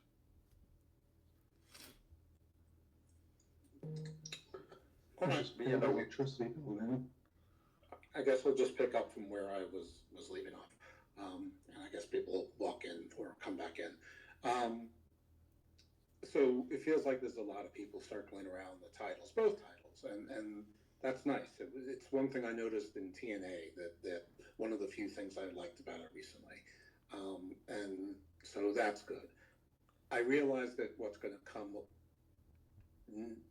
almost next might be a little delusional because I fully realize that the WrestleMania card is probably already populated and it's probably going to be whatever the main event is. It's probably going to be Jacob versus Drew with Nick Aldis as a special guest referee, which will, to turn into that. Sami Zayn and Trick Williams with Malachi Black or Aleister Black somehow involved in that, and down the line. But they know that things are not going well. ESPN has put it out there that things are not going well. Despite what Netflix has been saying, I've never really felt that the results on Netflix were particularly impressive. Now, Nicola Piccolo, who knows a whole lot more than I do, says they're going great. So, take what I'm saying for what it's worth, which is a whole lot less than what he says. But to have a show that worldwide is like number 9 or number 7, I don't think that's what they paid $1 billion for. I think that they figured that other than Stranger Things and Squid Games and a few other surprising things, that they were going to have a number 1 show, basically 45 weeks out of the year globally. And 10 million, views globally, not, just for Raw alone, not on an aggregate of WWE programming. So I think that they know that they've got to do some stuff. They've been hearing the calls. It's not an accident that Road Dogg just sort of stepped away. So this is the delusional part. I think they made the title change to get us angry, to polarize us, but also to teach us that every show matters. And I'm not sure that any card is set yet. I think Brandon said this, and maybe someone else did, but they can still get to a multi-person match. And I think that it's very likely that we might have like a fatal 5-way or 6-pack with Jacob Fatu and Drew McIntyre, and Sami Zayn insinuates him into it, and Trick Williams has been hanging around that as well. So I'm not sure this story is over yet as to what the match is. That is my delusional hope. If that's not what happens, I will remain where I am now, disappointed. I don't really care if Cody or Randy turns it. To me, Randy perennially is heel and face at the same time. He's just been around too long. He has too much respect. It really doesn't matter. He'd have to beat up his own wife on camera for people to boo him. It doesn't matter. He's untouchable. So Cody turning heel is the only thing that matters. And depending on which one of you the world agrees with, if Cody's the QB1, he can't be heel. Because it's corporate, it's Disney WWE now, and so they need him to be the, if him and Punk are QB1 and head coach or whatever, and they're the two faces, Coach is Punk is the grizzled one who, every now and then will say something inappropriate, but usually gets it right. Cody's the one that always says things that are right, or at least that's what the perception is. So that was sort of a long way of saying, I hope that this is not yet, the story hasn't yet unfolded, but if it is, I'm not that invested in whatever night of WrestleMania this match happens during, and I might fall asleep before it. I mean, to what you're saying, this isn't like 2 weeks before the event either. We still have 6 weeks of TV left. So, to use their wording, they could pivot very easily to make it that multi-man match. If they are paying attention to social media as much as people are claiming WWE actually is, despite WWE saying that they're not paying attention to social media, they're going to see whether there were bots or not or whatever it is. They're going to see the more dislikes than the likes for Cody winning, and they could very easily shift to a different situation for Mania and build on something else. So this, like, I'm agreeing with you that maybe it's ignorance or naivety, but there is a chance that this could change, and it's not a simple Randy versus Cody situation, because like we saw with what Nick Aldis did within storyline, giving Cody the title match. Contracts don't really mean anything within WWE, because Cody wasn't supposed to be able to get another title shot, and he did because Nick Aldis got pissed off. So, anything is possible. Whether, they do make that shift in a creative sense, we're going to have to wait and see. And then, on top of it, is it going to be a compelling story enough to draw people in? Which is the other situation. No matter what, whether it's just the singles match between Cody and Randy, or it ends up being a multi-man match, if the story isn't there to justify it, you're not going to have that audience. Because a lot of people are more for the storyline that gets you invested than the match itself. I think, DJ, correct me if I'm wrong, I think Zeus mentioned this yesterday or the day before when he had his space. He's more of a character and storyline. That's what gets him invested more than the match itself. So as long as the storyline is there, I think that will enhance the match that they're building towards Mania, whether it be, like I said, the one-on-one or a multi-man. But there is definitely ways to make everyone happy when it comes to that specific match for WrestleMania.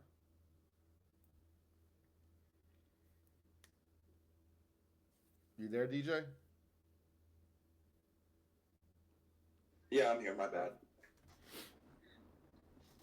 I had to go do something real quick. What were you asking?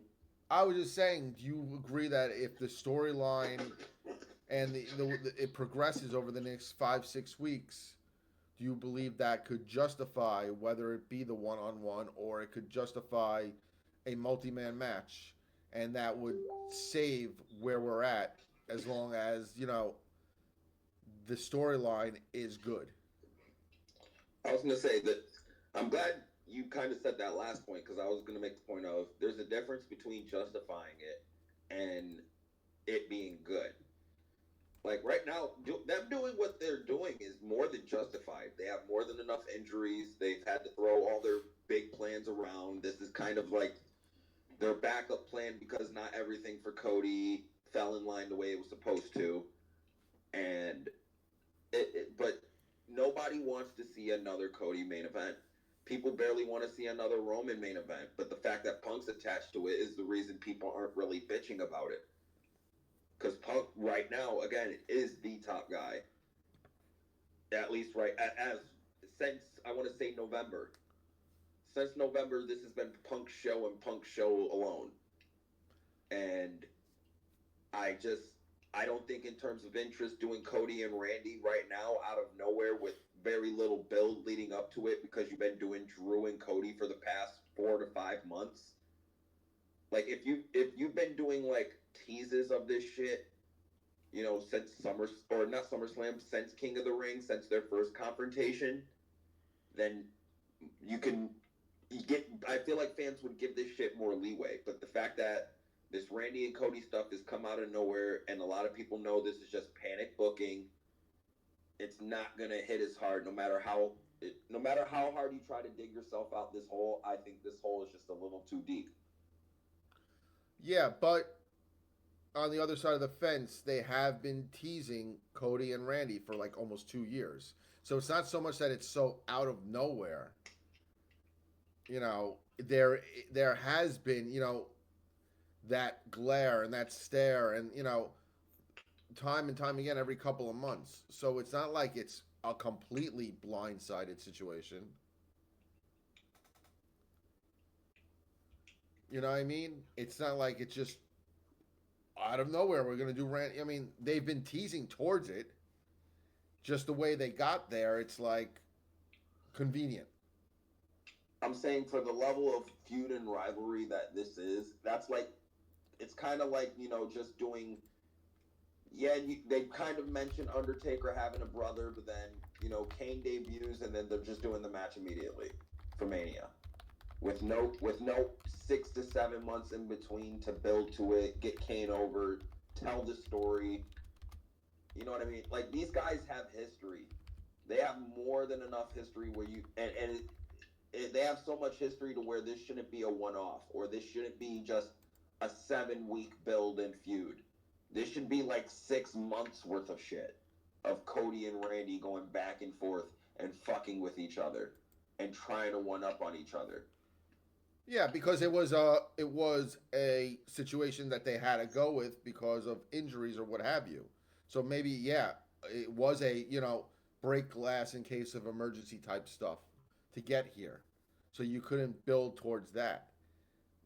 So that's what I'm saying though. That's what I'm saying. That's the issue, because I'm saying for this feud there was a certain level of expectation leading into it, and now they're just throwing it out there because break the glass. We have no plans. Yeah. That's where I feel like people like me and a lot of the WWE fans are having the issues with. It's not, the people aren't interested in this match because anyone with the right fucking mind and who knows wrestling would be interested in this match. But I feel like there is a certain way to go about it because of the cachet and the level of history. I honestly, I kind of feel a little bit about the other side of the coin when it comes to Roman and Punk. I need some more meat on the bone between them two instead of just throwing zingers at each other in promos and, Roman continuously saying, well, you're only here because I allowed it and, we needed, I need something more than just the same promos back and forth, no matter how many zingers we throw. Like, if we're going to have Roman, throw up Larry the dog, that's not going to do it for me. That's not enough meat on a bone to build to a Mania-worthy match. And I still want them to address the fact that, I guess he kind of did when he said because he hates Punk so much. But you still should address the fact that you said that title is a nothing title. I feel that's something Roman needs to touch on to justify why, more than just because he hates Punk.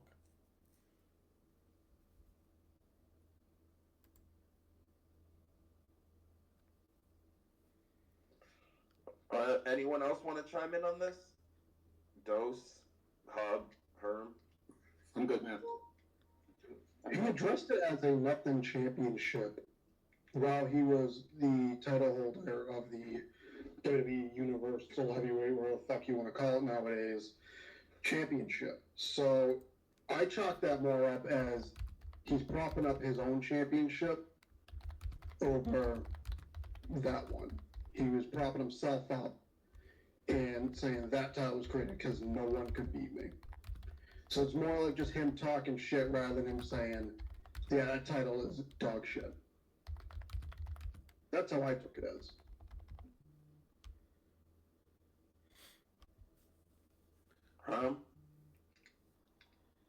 Well, I think the whole thing with Roman was that, when he, like I said, he talked shit on the title when he didn't have it, but, this time around he's going to be like, well, that belt means nothing, CM Punk's belt means nothing until to get a hold of an envoy. Basically, and if Roman going around with that, the whole world revolves around him and Talbot. It makes sense. Yeah, no, it does. Anything else we got to get to, Brandon? No, that was pretty much it. All right.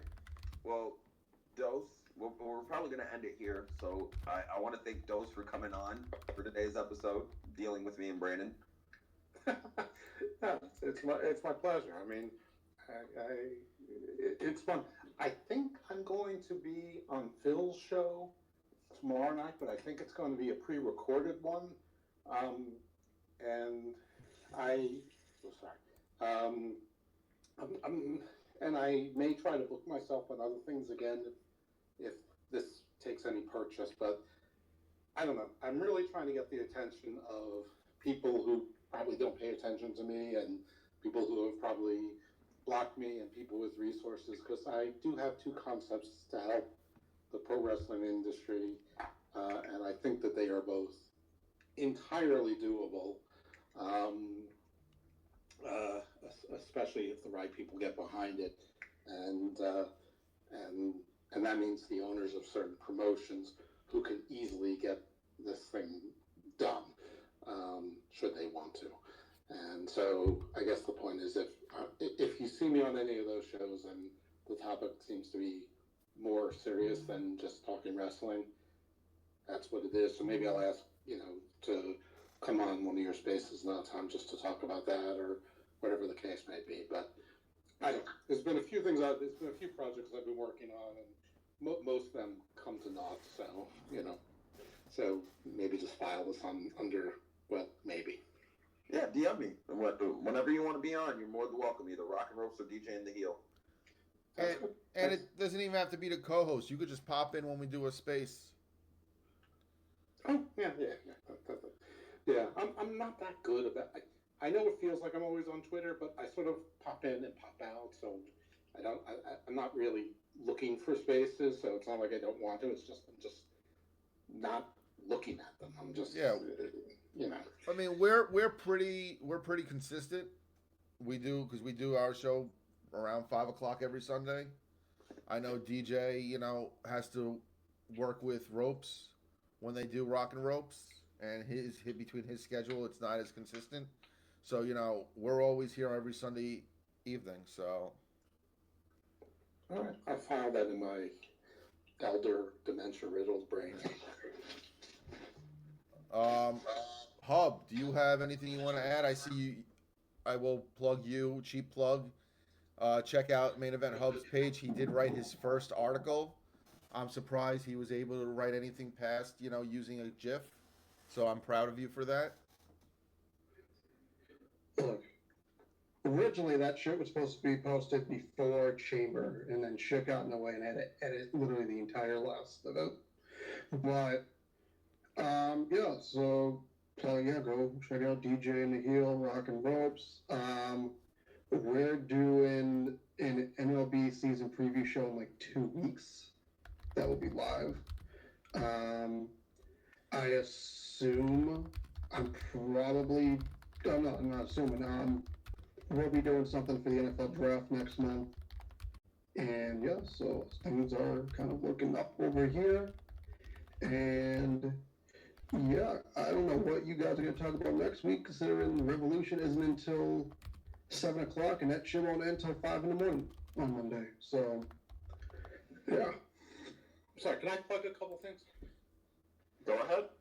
Okay, so firstly, I think me and Mr. Thomas are going to be on AJ Scales' show, The Greater Good, tomorrow. One Pie Must Go. So, if you don't know Mr. Thomas from MLW, he and I co-host a show that's on my Garden of Thought feed, where me and him interview people. Well, we talk to people in wrestling, but usually about non-wrestling things. And the original host was PJ Black / Justin Gabriel. So the shows with him are like really esoteric. And so if you like that, so if you sort of like listening to like esoteric and mythology and things like that and metaphysics, but you want to hear wrestlers talking about it, the Book of Black shows are for you. But they're all on my Garden of Thought feed, which also has, today I interviewed an archaeologist, and we talked about Kush, Nubia, and Punt, and old Egypt, and things like that. So it's a lot of variety. Also, there's a Wrestling Soup and Friendos feed, certainly affiliated with Wrestling Soup, but it's a separate feed, and there's a lot of shows there, including the Honorary Zeus, who was mentioned a few times. He does the NXT review show with Dr. Gina, and she does a second show called The Work, where she's applying her institutional occupational psychology expertise to wrestling. We review Evolve and some other shows, and we have shows from the Sports Jedi and the podcast for the unappreciated wrestling fans. So there's a bunch of content there, and we could use subscribers. Every subscriber helps. Those things. And if anybody is near Philly or is interested in going to Philly for the MLW show, I will be there. I will be there with Senora Dos. I will be there with some friends, some prior podcast co-hosts. Wait, when is that MLW show? I'm right outside Philly. 2 tapings, June 11th and 12th, or 12th and 13th, or whatever the Friday and Saturday night are. It's TV tapings, and of course I'll be with my best friend, Mr. Thomas. Oh, that's my birthday. Maybe I will make it a thing. Awesome. Great. Yeah, the more tickets I can say I moved, the more over I am. Yeah, June 12th is my birthday, so maybe I will make that a thing. You said, where is it? At the ECW Arena? Yeah, it's at the ECW Arena. Are the tickets are already on sale? Or not yet? They are, and listen, we're getting cheap seats, so. Well, it's the ECW Arena. There are no, There's no bad seats. Yeah, I know the 2300 quite well after my last excursion over there. Right, DJ?